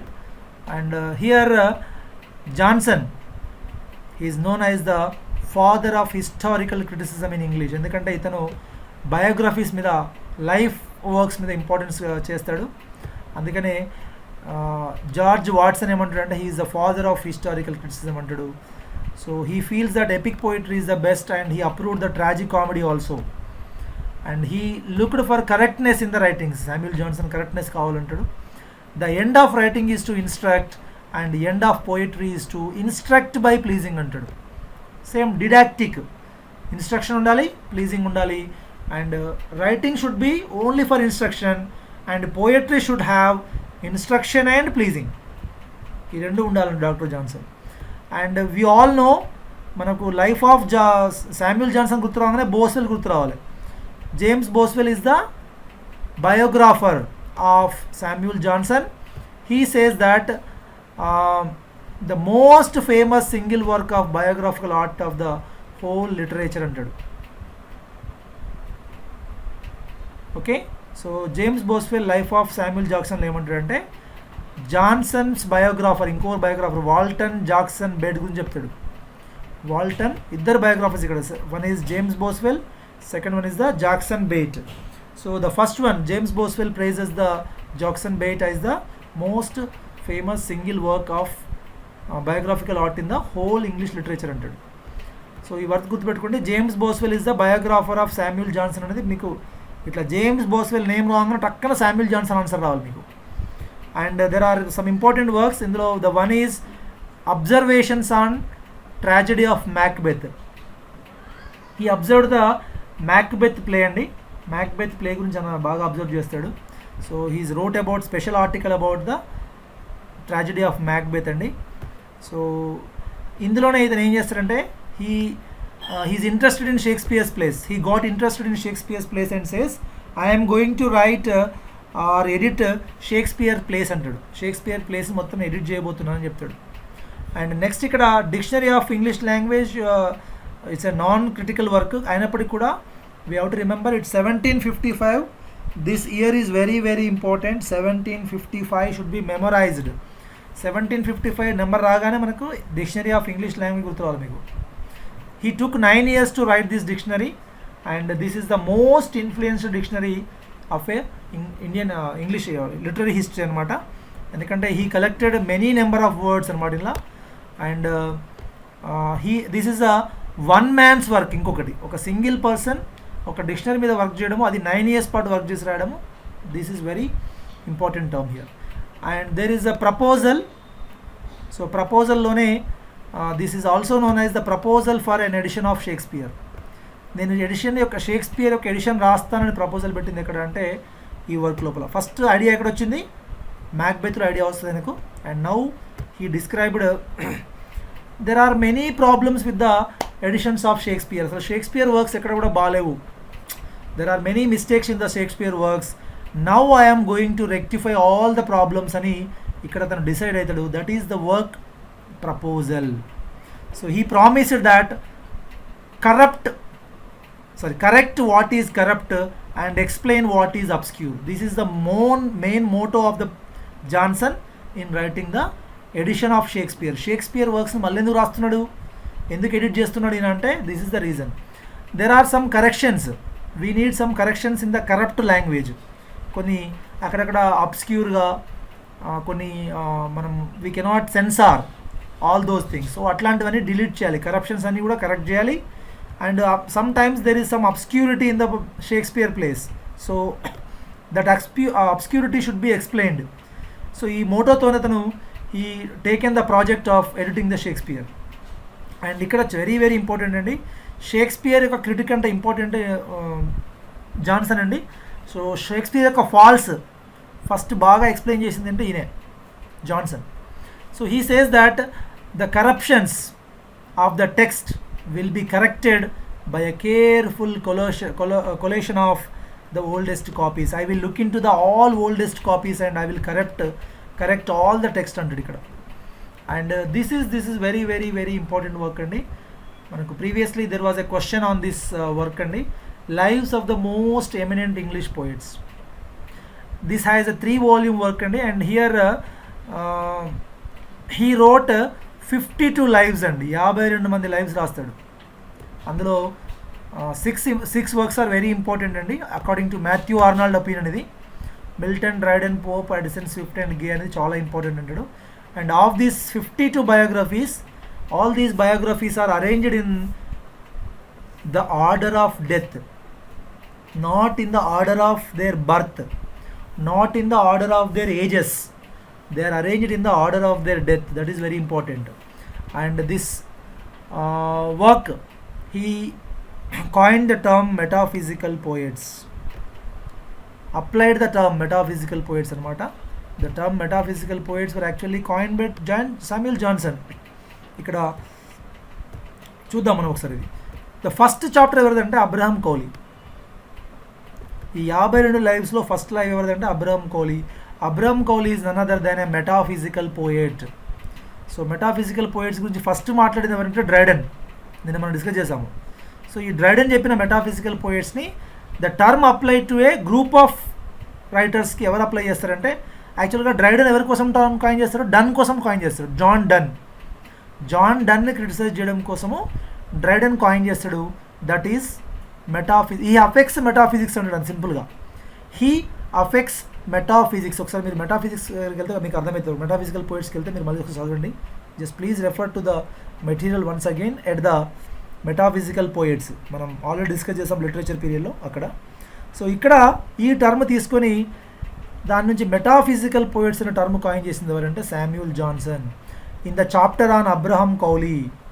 అక్కడ ఏమంటారంటే in the beginning of the 17th century in which there appeared a race of writers that may be termed as the metaphysical poets అని mention చేసింది ఎవరంటే డ్రైడెన్. Simple term అండి, ఇక్కడ ఏం లేదు. ఎగ్జామ్లో మీరు పెద్ద వండర్స్ ఎక్స్పెక్ట్ చేయకండి. సెట్ ఎగ్జామ్ క్వశ్చన్ పేపర్ చాలా డెప్త్లోకి వెళ్ళదండి, బట్ దిస్ క్రిటిసిజం నోట్స్ అనేది చాలా డెప్త్లో ఇచ్చాను నేను. And this notes is very very useful for NET aspirants అండి. I'm challenging this. సో ఎందుకంటే in SET examination we just only get some concepts, terms, books, writers names అంతే. క్రిటిసిజంలో అంతకన్నా డెప్త్ పోదండి. బట్ ఇక్కడ నేను చాలా డెప్త్లో చెప్తున్నాను మీకు యాక్చువల్గా. సో ఇక్కడ ఏమంటారంటే దిస్ టర్మ్ మెటాఫిజికల్ పోయిట్స్ అనేది ఎవరు కాయిన్ చేశారంటే, మెటాఫిజిక్స్ అని ఫస్ట్ ఎవరు అన్నారంటే డ్రైడెన్ అన్నాడు. ఎవరి గురించి అన్నాడు? డన్ గురించి అన్నాడు. And this term is applied to a group of poets by Samuel Johnson in his lives of poets. This is very important, lives of eminent poets in the chapter, first chapter, that is Abraham కౌలీ చాప్టర్లో అంటాడు. అందుకనే doctor Johnson యొక్క word ఇది బాగా statement గుర్తుపెట్టుకోండి. Metaphysical poets perversively strange and stained అంటాడు. Strange and strained. Who said, simple question, who said metaphysical poets are perversely strange and strained? That is by Doctor Johnson. And మనం ఇంతమంది చెప్పుకున్నాము, ఇతని ప్రపోజల్లో అన్నాడు కదా, I want to edit the Shakespeare అని. So this is his work అండి. He's very very famous work in English literature అండి. 8 volumes of editions of the plays of William Shakespeare. 8 volumes work ఉంటుంది. దీంట్లో George Stevens and Samuel Johnson ఇద్దరు కలిపి edit చేస్తారు. ఇందులో మెయిన్గా మ్యాక్బెత్ ప్లేని బాగా ఇతను హైలైట్ చేస్తాడండి. దీంట్లో ప్రిఫేస్ టు షేక్స్పియర్ తర్వాత రాస్తాడు. దీంట్లో వెరీ వెరీ ఇంపార్టెంట్. ఈ ప్రిఫేస్లోనే షేక్స్పియర్ యొక్క గ్రేట్నెస్ ఏంటిది, షేక్స్పియర్ యొక్క వీక్నెస్ ఏంటి చెప్తాడు. చాలా ఇంపార్టెంట్ ఇది. షేక్స్పియర్ అండ్ క్రిటిసిజంలో Samuel Johnson very very important. మనం శామ్యూల్ జాన్సన్ చదువుతున్నామంటే షేక్స్పియర్ కూడా చదువుతున్నాం ఇక్కడ. వేరే ఏముండదు ఇంకా. శామ్యూల్ జాన్సన్ ఇంపార్టెంట్ వర్క్స్ ఏముండదు. ఒకటి మెటాఫిజికల్ పోయట్స్, రెండోది షేక్స్పియర్ అండ్ క్రిటిసిజం. ఈ రెండే అనేది రెండు పాయింట్స్. మీకు సింపుల్గా నేను ఒకటే మాటలో చెప్పాలంటే who criticised, who finds the faults of Shakespeare, that is Johnson, Dr. Johnson లేదా Samuel Johnson. And who termed the metaphysical poets, that is Samuel Johnson. ఇంతే మీకు సెట్ పాయింట్ ఆఫ్ ఇంతవరకే వస్తుంది. డెప్త్లోకి సమ్ టైమ్స్ పోవచ్చు, but mostly we cannot guess many questions అనమాట. So ఇక్కడ ఈ 4 components చెప్తాడు ఈయన. ఫస్ట్ షేక్స్పియర్ యొక్క గ్రేట్నెస్ ఏంటిది. First his greatness is the portrayal of human characters. The second point is about his faults and weakness in the Shakespeare. And third point is how these Shakespeare works are related to the contemporary poetry and drama. And fourth point is Shakespeare and criticism and editing down his works intended to do. Shakespeare and criticism, the history of Shakespeare and criticism guరించి చెప్తాడు. And in this class we will discuss only points of greatness and faults అనమాట. ఇదే మనకు main important. Nothing can please many, please long, but just representations of general nature అనేది ఎవరంటే Shakespeare. అవును, opinions frequently changes. Today you may be a great person, but tomorrow you may not be. So nothing pleases many people, nothing pleases long. So that is the famous quote in the preface of Shakespeare. And some people may praise the Shakespeare, but some may not praise the Shakespeare. That's why he says nothing can please many, nothing can please long. We are all temporary in this world. Every problem is temporary, we know that. Our life is also temporary thing. So Samuel Johnson ఏమంటాడంటే he praised the Shakespeare because the Shakespeare is a faithful mirror of life. He showed the life as it is. నిజంగా ఆ 16th century life ఎట్లా ఉంటుందో ఆయన వర్క్స్లో చూపిస్తాడు ఆయన. అందుకనే ఇంకొక వర్క్ ఇక్కడ no heroes but only human beings అంటాడు. And there is another quotation, ఎవరైనా చెప్పగలరా? Shakespeare has no heroes, only heroines అనే కొటేషన్ ఒకటి ఉంటుంది. Anybody? Here the quotation is Shakespeare is no heroes, only humans అంటాడు. హ్యూమన్ బీయింగ్స్ అని ఎవరు చెప్పారంటే Johnson. But who said Shakespeare has no heroes, only heroines? మనం డిస్కస్ చేసాం. Ruskin, very right answer. Ruskin, Shailaja ma'am, Yogita, Yogi, I'm sorry, I did not remember your name exactly. Padmaja ma'am, right, thank you ma'am. Padmavathi ma'am, Sandhya, Shivaprasad, yeah it's yes right answer. So remember this quotation also. Shakespeare greatness ఎందుకు అంటే one is for faithful presentation, second one is for his natural portrayal of the human beings. అందుకనే ఈయన ఏమంటాడు, Shakespeare plays are very close to life then to a pure tragedy or a pure comedy. Pure comedy కాదు, pure tragedy కాదు, అసలు లైఫ్కి చాలా క్లోజ్గా ఉంది. ఎగ్జాక్ట్లీ మనకి ఇంతకుముందు ఎవరు చెప్పారు ఇదే ఆన్సర్ని? ఎవరు సపోర్ట్ చేశారు? ట్రాజిక్ కామెడీని ఎవరు సపోర్ట్ చేశారు? షేక్స్పియర్ని ఎవరు డిఫెండ్ చేశారు? Shakespeare tragic comedies are the best అని ఎవరన్నారు? Dryden, yes, thank you Siddhu sir, thank you Yogita, Farzana, Pragya, yes, thank you Sujata, thank you Padmavati ma'am. So Dryden ఎట్లయితే ట్రాజిక్ కామెడీ బెస్ట్ అన్నాడో, ఎక్కడ మనం చెప్పుకున్నాం ఇప్పుడే, just go back this one. ఏం వర్క్ అది? Dramatic poesy. ఇక్కడ Shakespeare greatest soul, tragic comedy అని చెప్పాడు కదా, ఇది గుర్తుపెట్టుకోండి బాగా. So in the same way here Shakespeare also, షేక్స్పియర్ని ఇంకోరు ఎవరు పొగిడారంటే దట్ ఈస్ డాక్టర్ జాన్సన్. ఇతను కూడా tragic comedy is the best అంటాడు. Combining the tragedy and comedy shows real human nature with partakes of joy and sorrow. జాయ్ని సారోని కలిపి మంచిగా ట్రాజడీ చేశాడు, ట్రాజిక్ కామెడీ ఇచ్చాడని చెప్పి చాలా గొప్పగా మెచ్చుకుంటాడు. అండ్ నెక్స్ట్ ఇంపార్టెంట్ పాయింట్కి వెళ్ళిపోండి. Whether Shakespeare wrote tragedies, comedies or histories, he always fascinates us because as he commands us, he makes us to laugh, he makes us to mourn, he makes us to sit silent, he gives us a great satisfaction in tranquility, peace, without indifference. So this is a famous quote of Johnson. చాలా బాగా మెచ్చుకుంటాడు. అతను comedy రాసినా, tragedy రాసినా, ఏది రాసినా, history రాసినా, ఏ play అయినా కూడా he makes us to sit, he makes us to listen, he makes us to go in a piece of mind అని చెప్తాడు. And now we're going to the faults of Shakespeare. Actually కొంచెం page సెటప్లో ఒక line పైకి వచ్చింది, no problem. Main faults ఏం చెప్తాడంటే, Shakespeare always sacrifices virtue for convenience.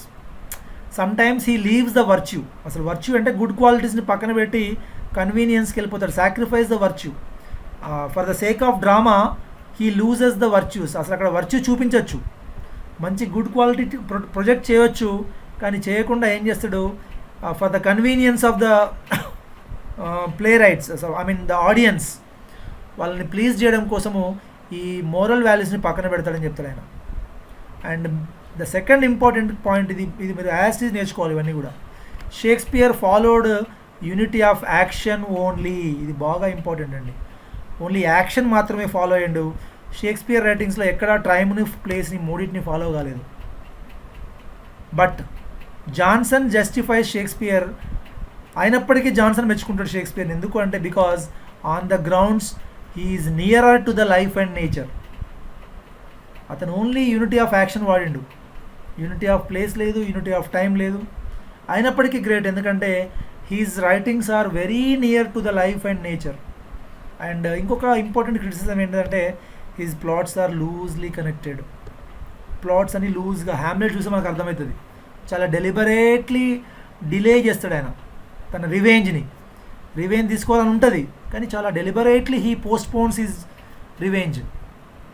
మెల్లమెల్లగా ఉంటుంది. సో అక్కడ ప్లాట్స్ కూడా అట్నే, సీన్స్ కూడా చాలా లూజ్గా కన్స్ట్రక్షన్ చేసిండు. And he neglected the opportunities to instruct. This I already told you, whenever there is an opportunity to teach the audience about some good virtues, he neglected it. He lost the opportunity of teaching. అంటే moral values చెప్పాల్సిన చోట చెప్పలేదు అని చెప్తాడు. Narration is often tedious. చాలా స్లోగా, బోరింగ్గా, sometimes it is pompous, very రిచ్గా. డిక్షన్ అంటే చాలా వర్డ్స్ అనమాట, మన డైలాగ్స్ చాలా ఉంటుంది. సర్కమ్ లొక్యూషన్ అంటే తిప్పి చెప్పడం, simple. This is my nose అనకుండా ఏం చేస్తాం, ఇట్లా మనం చూపిస్తాం, ముక్కు తిప్పి చూపిస్తాం, దాన్ని మనం సర్కమ్ లొక్యూషన్ అంటాం. So circumlocution is delaying in our dialogues. That means without giving a straight answer, తిప్పి చెప్పడం. సో మనకి ఈ circumlocution is a term, very important critical term అండి. ఇది మన ఫిగర్స్ ఆఫ్ స్పీచ్లో వస్తుంది. We should also follow the examples. So next, he said speeches are cold and weak. కొన్ని స్పీచెస్ చాలా కోల్డ్గా, వీక్గా ఉన్నాయి. They are verbose. అది ఇంతకుముందు చెప్పిన డిక్షన్ పాంపాస్గా ఉంటుంది. Two large for thought. చాలా పెద్ద స్పీచెస్ ఉన్నాయి, కొన్నిసార్లు అవసరం లేని speeches. There are many faults of chronology and anachronisms in his play. Chronology కరెక్ట్గా లేదు. And trivial ideas are clothed in sonorous epithets. మంచి ఐడియాస్ని చెప్పాల్సిన చోట ట్రివియల్ ఐడియాస్ తీసుకొని, ఫేక్ ఐడియాస్ తీసుకొని, సొనోరస్ ఎపిథెట్స్, మంచి అడ్జెక్టివ్స్. ఎపిథెట్ అంటే అడ్జెక్టివ్ అండి. సొనోరస్ ఎపిథెట్స్, చాలా బొంబాస్టిక్, గుడ్ అడ్జెక్టివ్ పెట్టుకొని చాలా సింపుల్ ఐడియాస్ చెప్పిండు ఆయన, అవసరం లేని చోట అని చెప్తాడు. And his jokes are also gross and licentious. Sometimes these jokes are sexually open jokes అని చెప్తాడు. And his usage of pun and quibbles. తన లాంగ్వేజ్లో పాంపస్ డిక్షన్ ఉంటుంది. He sacrifices the reason. He did not properly told the truth or instruction అని చెప్తాడు. So ఇక్కడ మనకు final one important, 2, 3 are very important అండి. ఫస్ట్ 3, 4 ఇంపార్టెంట్ అండి బాగా. ఒకటి, వన్ ఈజ్ ఈ సాక్రిఫైజ్డ్ ద వర్చ్యూ. రెండోది ఓన్లీ యూనిటీ ఆఫ్ యాక్షన్. మూడోది plots are loosely connected. His diction is pompous. ఈ 4 చాలా ఇంపార్టెంట్ గుర్తుపెట్టుకోండి. ఈ 4 ఫస్ట్ 4 గుర్తుపెట్టుకోండి, బాగా ఇంపార్టెంట్ అండి. సో ఇవన్నీ కూడా ఫేమస్ ఫాల్ట్స్ అండి. ఇంకా దేర్ ఆర్ మైనర్ ఫాల్ట్స్, పెద్దగా అక్కర్లేదు మనకు, just you can leave that. And in that work, ఈ షేక్స్పియర్ వర్క్ ఏదైతే ఇప్పుడు షేక్స్పియర్ ట్రాజెడీ ఏదైతే ఉందో, ప్రిఫేస్ టు షేక్స్పియర్ ఏదైతే ఉందో, దీంట్లో ఇతను ఏమంటాడంటే Cordelia death is very very saddening అంటాడు, హార్ట్ బ్రేకింగ్ అంటాడు ఈయనకు. Regarding the death of Cordelia in Shakespeare's tragedy King Lear, Johnson offered a critical interpretation is his 1765 edition of the play. ఈయన ఏమంటాడంటే Cordelia's death is a very important moment in the play actually. అయినప్పటికీ కూడా Cordelia death అనేది very tragic incident. పాపం she is very innocent victim. అతను ఆమెను చంపాల్సిన అవసరమే లేదు ప్లేలో ఉంటాడు అనమాట, ఒక రకంగా చెప్పాలంటే. సో దిస్ సింపుల్ టర్మ్ గుర్తుపెట్టుకోండి. Who described about the Cordelia's death అన్నప్పుడు మన షేక్స్పియర్లో కింగ్ లేయర్ అనగానే మనకి ఎవరు గుర్తు రావాలి? జాన్సన్ గుర్తు రావాలి మనకి. And coming to the criticism on Milton, actual ఒక్కొక్క లైన్ పేజ్ సెటప్లో వెళ్ళిపోయింది, నో ప్రాబ్లం అండి. సో దిస్ ఇక్కడ మిల్టన్ లిసిడాస్లో ఏమంటాడంటే he condemned, Milton Lycidas was condemned by Samuel Johnson as insincere. మనందరికీ తెలిసి Lycidas is a elegy, Milton's elegy. So దీన్ని శామ్యూల్ జాన్సన్ క్రిటిసైజ్ చేస్తాడు. వీళ్ళు ఏమంటారంటే where there is leisure for fiction there is little grief. When Cowley tells of Hervey that they studied together it is easy to suppose how much he must miss the companion of his labors. So this is a true lines of this Samuel Johnson work. And ఒకటే work గుర్తుపెట్టుకోండి, ఇక్కడ Samuel Johnson criticized or condemned the Milton's Lycidas. And ఇంకా ఇక్కడ word ఇక్కడ మిసిడాస్ గురించి ఏమంటాడంటే the diction was harsh and the rhyme was uncertain and numbers are unpleasing. అసలు Milton లిసిడాస్లో ఏం లేదండి, ద రైమింగ్ బాగలేదు, నెంబర్స్ అంతా అన్ప్లీజింగ్, అంతా ఏం బాగలేదని చెప్పి ఎవరున్నారంటే Samuel Johnson. This is the quotation you to remember about this Milton's Lycidas అండి. This is more than enough అండి. And coming to the Addison ఏమంటారంటే ఈయన హీఈస్ జర్నల్ రైటర్. మామూలుగా మనకు ఈ ఏజ్లో 17th century are 18th century బిగినింగ్లో మనకి ఏమవుతుందంటే మనకు జర్నల్స్ వస్తాయి, జస్ట్ లైక్ మ్యాగజైన్స్ అంటాం. మ్యాగజైన్స్ యొక్క రైటర్ ఈయన అడిసన్ స్టీలే. ఈయన అడిసన్ రాసిన దాంట్లో మెయిన్ వర్క్ వచ్చేసి ప్లెజర్స్ ఆఫ్ ఇమాజినేషన్ అండి, వెరీ ఇంపార్టెంట్ వర్క్ ఇది. ప్లెజర్స్ ఆఫ్ ఇమాజినేషన్ అనగానే ఎవరు గుర్తురావాలి? అడిసన్ గుర్తురావాలి మనకు. ఇందులో he says that 2 types of imagination is there. One is primary imagination, second is the secondary imagination. ఇందులో ఏమంటారంటే primary imagination is possible when there are some objects nearby us. మనం చూసే వాటిలోంచి ప్రైమరీ ఇమాజినేషన్ వస్తుంది. Secondary imagination is possible when the things are absent from our sight. Suppose if I am standing in a park, I can describe about the park, that is primary imagination. But whenever I am sitting in the park, if I describe the airport or aeroplane, something or some other issue which is not in my visible, so which I can't see, that becomes secondary imagination. Primary imagination అంటే మనకు కనిపించేది, secondary అంటే మనకు కనిపించిన విషయం గురించి imagination, secondary imagination. Simple అండి. So ఇతను మెయిన్ మ్యాగజైన్స్ ఏంటంటే టాట్లర్, స్టీలే. టాట్లర్ అండ్ స్పెక్టేటర్, ఈ రెండు ఇంపార్టెంట్ మనకు. మనం however will discuss it in the literature part, don't worry about this. So this is very important point అండి. Pleasures of imagination, this is more than enough to remember. And Spectator's club ఏంటిదంటే, Spectator is a journal అని చెప్పుకున్నాం కదా, దీంట్లో ఒక 6 characters ఉంటాయండి. Very important ఇది, just గుర్తుపెట్టుకున్నది నేమ్స్. 6 క్యారెక్టర్స్ ఉంటాయి మనకు, అంటే just name is important. So ఇది ఏంటంటే స్పెక్టేటర్స్ క్లబ్ అంటే it's not a real people's club or real writers club. యాక్చువల్గా క్యారెక్టర్స్కి క్లబ్ అనమాట. మనకి లిటరేచర్లో ఎక్కడ గమనించాం ఇట్లాంటిది. దిస్ ఈజ్ వెరీ యూనిక్ అనమాట. సో స్పెక్టేటర్ క్లబ్ అనేది, స్పెక్టేటర్ అనే ఒక మ్యాగజైన్లో వచ్చిన క్యారెక్టర్స్ ఉంటారు కదా, ఆ క్యారెక్టర్స్ అంతా కూడా డిఫరెంట్ టైప్స్ ఆఫ్ పీపుల్ని అప్పర్ క్లాస్ సొసైటీ గురించి చెప్తుంటారు. అందులో ఒకరేమో gentleman, one is lawyer, second one is a business, third one is a business man, fourth one is a captain, military person, fifth one is a land man. So he only spends his life with women. And fifth one is a clergy, is belongs to church అనమాట. So వీళ్ళందరినీ కలిపి ఒక club తయారు చేస్తాడు, 6 members club అనమాట. ఈ 6 characters కూడా మనకు స్టీలే రేటింగ్లో వస్తుంది, అడిసన్ రేటింగ్లో వస్తాయి అనమాట. స్పెక్టేటర్ క్లబ్లో వస్తుంది, స్టీలే అండ్ అడిసన్ ఇద్దరు రాస్తారు. ఈ స్పెక్టేటర్ క్లబ్లో ఉన్న క్యారెక్టర్స్ కోసం ఒక క్లబ్ పెడతాడు. Simple, Spectator's club is a concept of Steele and Addison. ఇందులో ఎవరు ఉంటారు? 6 క్యారెక్టర్స్ ఉంటారు. వాళ్ళందరూ కూడా ఇమాజినేటివ్ క్యారెక్టర్స్ అనమాట అవన్నీ. సో ఇక్కడ నెక్స్ట్ వచ్చేసి రొమాంటిక్ ఎరాకి వెళ్దాం మనము. క్విక్లీ ఒక 2 థీరీస్, చాలా ఇంపార్టెంట్ థీరీస్ చెప్పి నేను క్లాస్ ముగిస్తానండి. ద పోయటిక్ డిక్షన్ ఒకటి, theory of poetic diction by Wordsworth అండి. సో వెరీ ఇంపార్టెంట్ థియరీ అది. సో మనం ఈ వర్క్స్ పెద్దగా ఇంపార్టెంట్ కాదు. Burke, Edmund Burke, Irish man అయినా, these are precursors of romanticism అండి. బర్కీ, కాంట్, హెగెల్, స్క్లీగెల్, ఈ 4 పేర్లు మనకు పెద్దగా అక్కర్లేదు. ఈ బర్కీ వర్క్ ఒకటి ఇంపార్టెంట్ గుర్తుపెట్టు. సబ్లిమ్ అండ్ బ్యూటిఫుల్ అనే వర్క్ మాత్రము బర్కీ వర్క్ అండి. దీని full title a philosophical enquiry into origin and of our ideas of sublime and beautiful is the work అనమాట. ఇది ఒక వర్క్. అండ్ కాంట్ అనేవాడు is a critique of judgement అనే important work. Critique of judgement, critique of pure reason, critique of practical reason.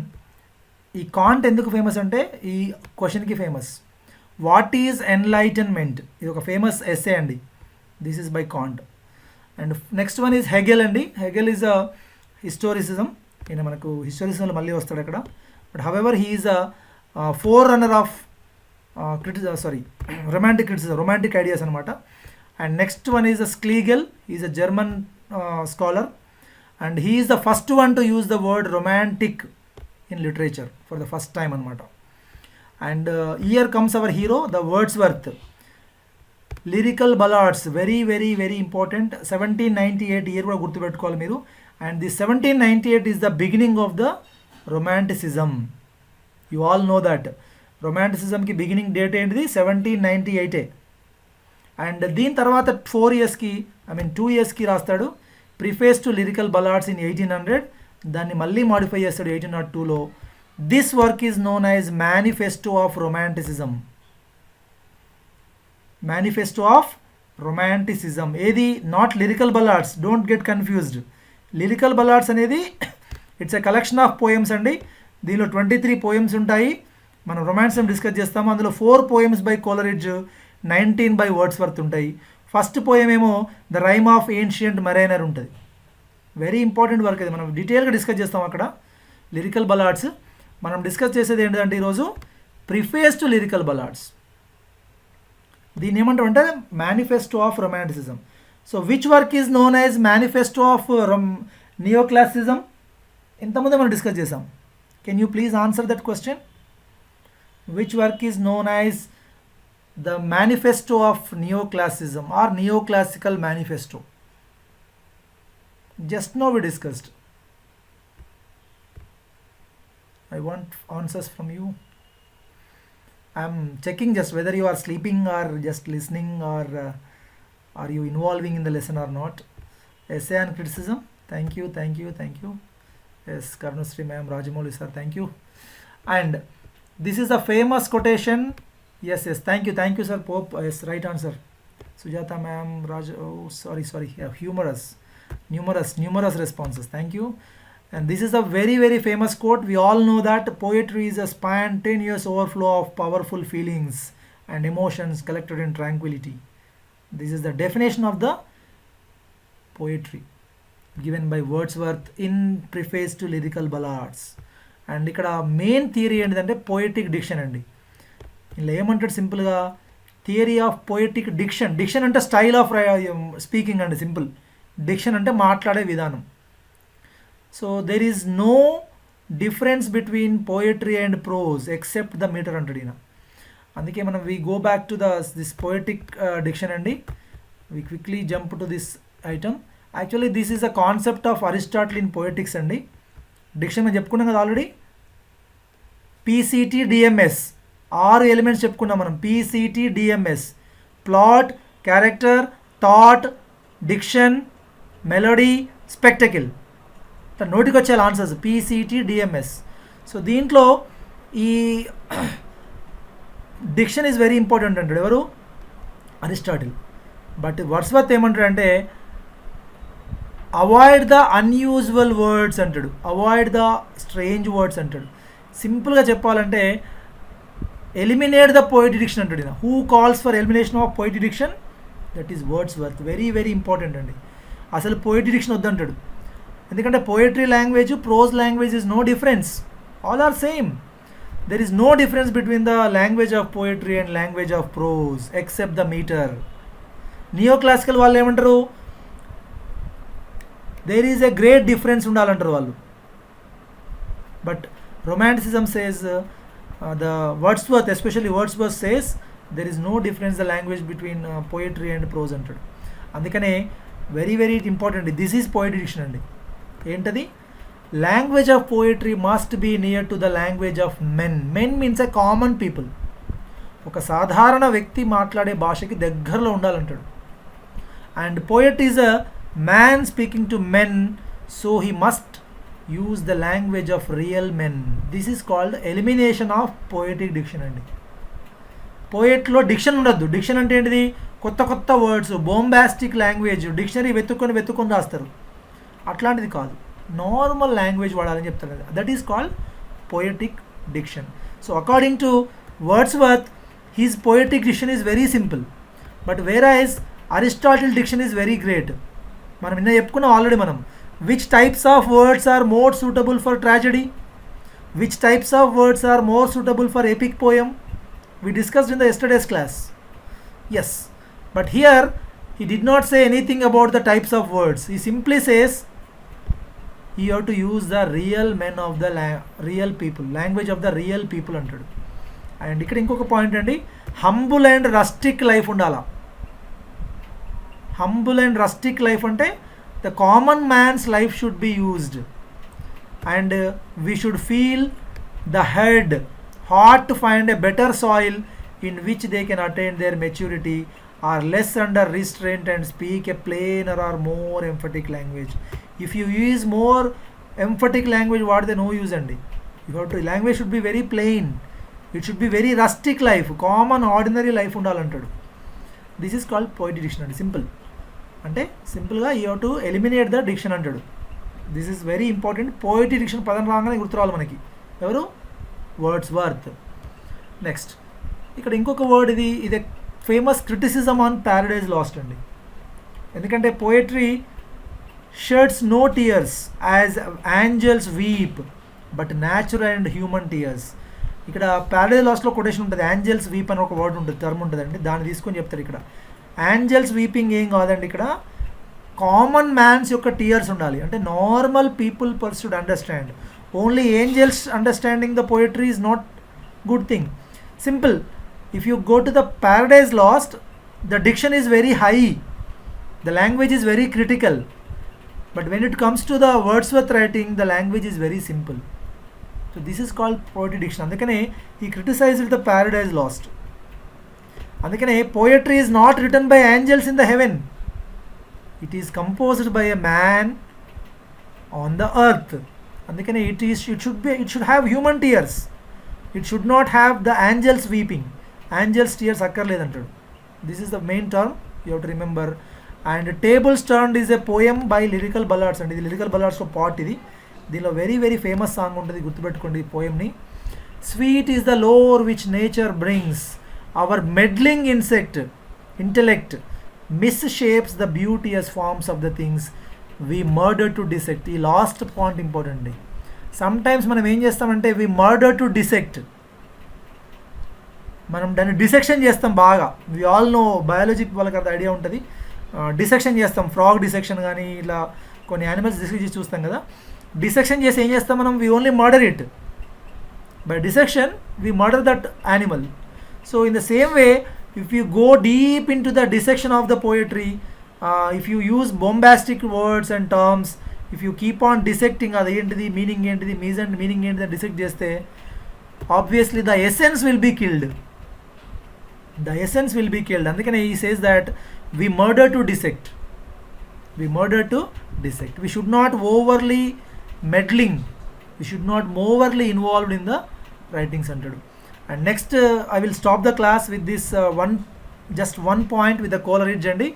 And Coleridge is the one who collaborated in writing the lyrical ballads. మీరు అందరు గుర్తుపెట్టుకోవాలి, but not in the preface to Lyrical Ballads. Preface to Lyrical బలాడ్స్కి Coleridge రాయడు. There may be a question in examination like preface to Lyrical Ballads is written by. మనకందరికి ఒకటే తెలుసు, lyrical బలాడ్స్ అనగానే Wordsworth, కోలరిడ్జ్ చక్కగా ఆన్సర్ పెట్టేస్తాం మనం. బట్ ఇట్స్ నాట్ అండి. Coleridge opposes the idea of Wordsworth.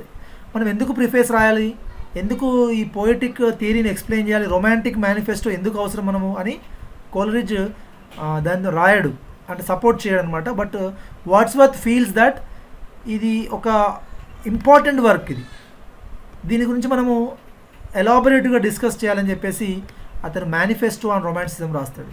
So this is very very important point అండి, note this point. And ఇక్కడ మనందరికీ తెలుసు హీ కాయిన్డ్ 2 టర్మ్స్ అండి. నేను మీకు ఆల్రెడీ ఫస్ట్ డే నేను ఒక డెమో క్లాస్ చెప్పినప్పుడు చెప్పాను, willing suspension of disbelief. Very very very crucial term అండి. విల్లింగ్ సస్పెన్షన్ ఆఫ్ డిస్బిలీఫ్ అంటే జనరల్గా హారర్ మూవీస్, గోతిక్ మూవీస్, లేదా బాలకృష్ణ మూవీస్, లేదా మాస్ యాక్షన్ ఉన్న మూవీస్ చూస్తే మనం ఏం చేస్తాము, we suspend our belief to accept the truth. అక్కడ జరుగుతుందంతా నిజమే అని నమ్ముతాం మనం.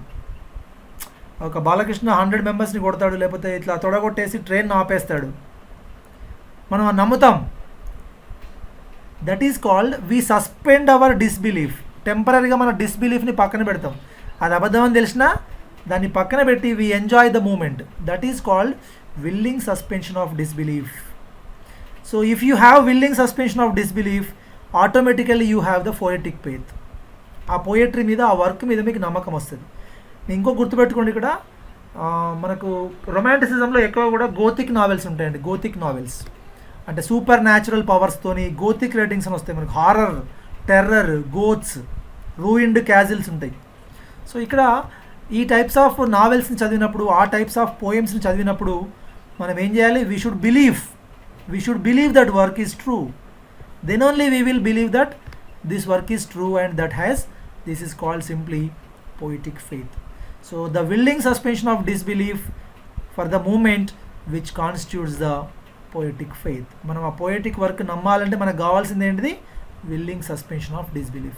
This term is coined by Coleridge. And ఫైనల్గా ఒక 2 టర్మ్స్ చెప్పేసి నేను క్లోజ్ చేస్తానండి. Biographia Literaria is a work by Coleridge. దీని ఫుల్ టైటిల్ వచ్చేసి biographical sketches of my literary life and opinions అండి. వెరీ ఇంపార్టెంట్, ఈ ఫుల్ సబ్ టైటిల్ గుర్తుపెట్టుకోండి. దీనికి ఫస్ట్ ఏమనుకుంటాడంటే వర్కింగ్ టైటిల్ ఆటోబయోగ్రఫియా లిటరేరియా పెడదాం అనుకుంటాడు. But later he's changes his mind and he writes his eyes Biographia Literaria. This is also very important. It's a 2-volume work with 24 chapters. So there are some important terms and SM plastic. With an imagination ni SM plastic antadu. Imagination has a shaping power. It changes from one form to other form. Manaku plastic etlaithe change roopalu marutudo, it changes the forms. The same way imagination has a shaping power ani cheptadu. This term is coined by Coleridge. SM plastic, ఇది కూడా important term అండి. And Coleridge has described the difference between fancy and imagination అండి. Fancy గ్రేటా, imagination గ్రేటా అని 8th చాప్టర్లో discussion ఉంటుందండి. SM plastic power, ఇప్పుడు చెప్పాను కానీ SM ప్లాస్టిక్ పవర్ గురించి. అండ్ 13th చాప్టర్లో there is a special topic on imagination, debate on SM plastic power. ఈ termed the coin in 8th chapter. So fancy గురించి imagine there is a description. But this is very important and SM plastic power. So we will discuss it 2 minutes and we will close the class. 8:55, sorry. On the imagination or SM plastic అనేది important chapter in this biography literaria.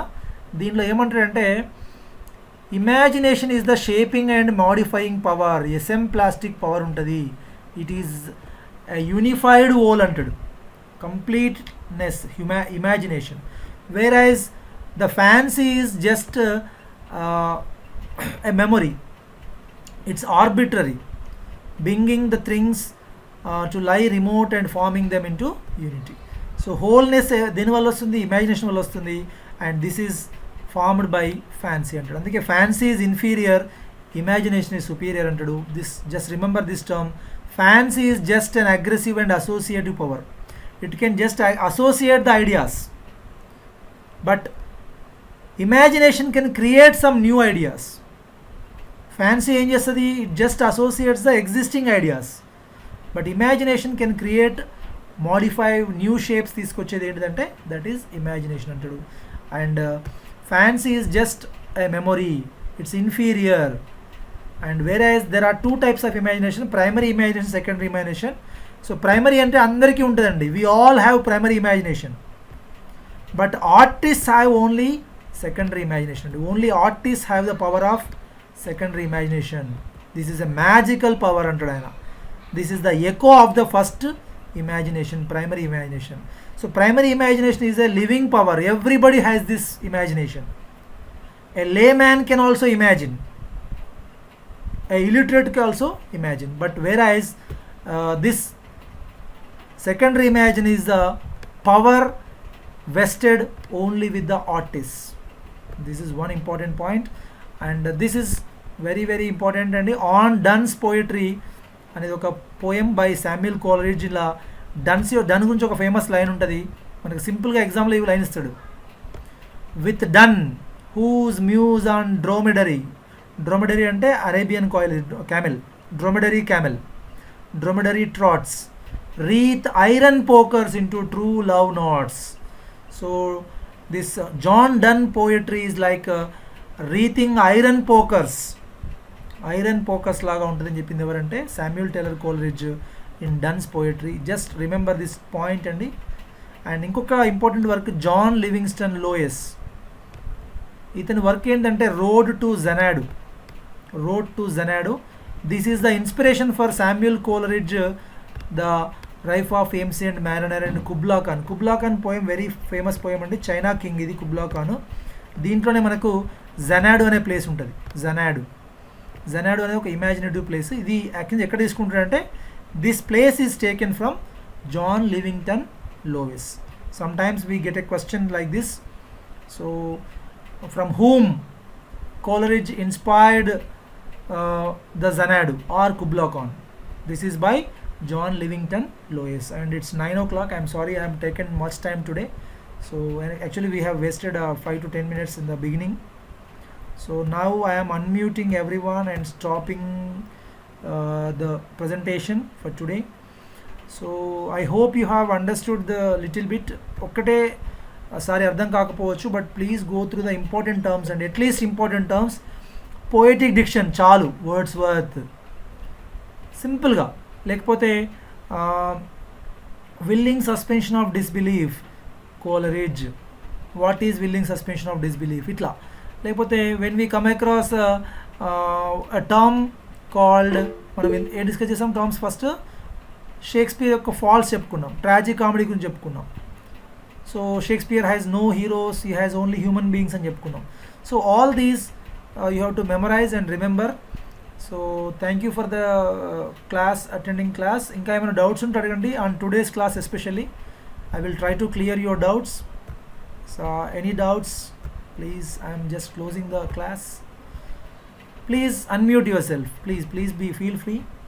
ఏదైనా doubt ఉంటే అడగండి. Criticism is very simple అండి, don't think it is a very critical one.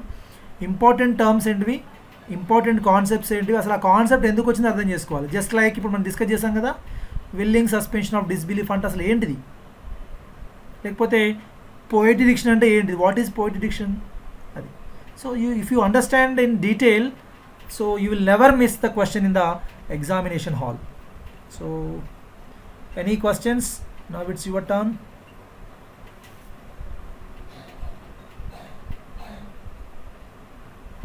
No responses. Little complicated, Praveen. Yes, slightly complicated. This is, we are studying as I mentioned in the day 1 of criticism class. Criticism is always genius. Critics are always not genius. Creation first and criticism next. So what happens here, according to Reddy మనం పోపు చెప్పుకున్నాం కదా, మనం ఏమన్నాడు, the failed poets will become critics. So ఏది పడితే అది రాస్తూ ఉంటారు క్రిటిక్స్. కాబట్టి మనం ఎగ్జామినేషన్ పాయింట్ ఆఫ్ వ్యూలో ఓన్లీ ద ఇంపార్టెంట్ టాపిక్స్ చదవాలి. వన్స్ ఆర్ ట్వైస్ రివిజన్ చేస్తే చాలా ఈజీగా గుర్తుండిపోతాయి.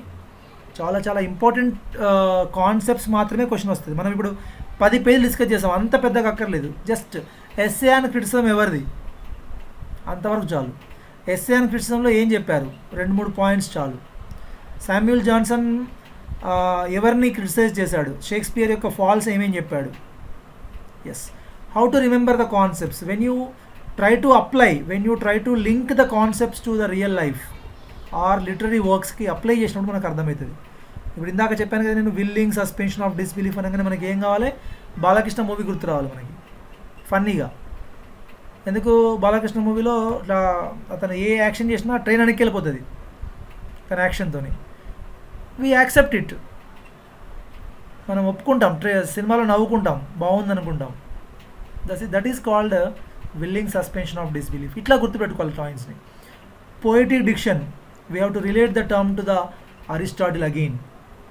అరిస్టాటిల్ చెప్పింది కదా పీసీటీ డిఎంఎస్, అక్కడి నుంచి గుర్తుపెట్టుకోవాలి ఇట్లా. సో ఇట్లా మనము లింక్ చేస్తూ చదవాలి once or twice. So I did not get the subject in one day, so it takes some time. So you have to be very cautious and you should put your efforts in the class. So ఇంకా ఏమైనా doubts ఉంటే అడగండి, otherwise we can close the class. ఏదైనా అర్థమైందా దయచేసి అదైనా చెప్పండి. If you are silent I become curious about your silence, whether you are understanding my class. Everything is clear, sir. Everything is clear. Thank you. Yes sir, yes sir. At least నేను చెప్పిన terms points అని గుర్తుపెట్టుకోండి. That is more than enough అండి. మీరు మొత్తం బుక్ని చదవాల్సిన అక్కర్లేదు, అండర్లైన్ చేసుకున్న పాయింట్స్ చదువుకుంటే చాలండి. That is more than for the beginners. బిగినింగ్లోనే మనము చాలా కష్టమైన టర్మ్స్ కష్టంగా మొత్తం అంతా గుర్తుపెట్టుకోవాలంటే కుదరదండి. Yes Rajamouli sir thank you, Padmavati ma'am, Yogita, Yogi, Pravallika thank you, Farzana thank you, Lakshmi ma'am, Praveen thank you, so Shirisha thank you ma'am, and Sanjeev Kumar sir English thank you. So understood but remembrance is needed. Yes it takes some time ma'am, it takes some time in the first. Generally there is a psychology మనకు మీరు అర్థం చేసుకోండి. Psychology students like డిఎడ్లో మనకు తెలిసే ఉంటుంది మీ అందరికీ. when we read something for the first time, after 30 minutes or 45 minutes almost we lost 50% of it. After one day we'll forget about 80%, 70%. Yeah, Mahalashmi thank you, Tabitha ma'am thank you. So what we need a continuous effort. Once or twice or thrice it's enough. So మనలో చాలామంది ఎట్లా ఉంటారంటే ఏకసంతాగ్రహి ఉంటారు, ఒకసారి చదివితే వచ్చేస్తుంది. కొందరికి 2 సార్లు కావాలి, కొందరికి 3 సార్లు చదవాలి, కొందరికి రాస్తే వస్తుంది, కొందరికి వీడియో వింటే వస్తుంది, కొందరికి సినిమా చూస్తే అర్థమవుతుంది ఇట్లా. So you should understand your way of learning. You should understand in which way you are comfortable, whether you are comfortable by reading it twice or thrice, whether you are comfortable in memorizing, or whether you are comfortable in writing, whether you are comfortable in watching a video. So atla adi identify cheyandi, do the same.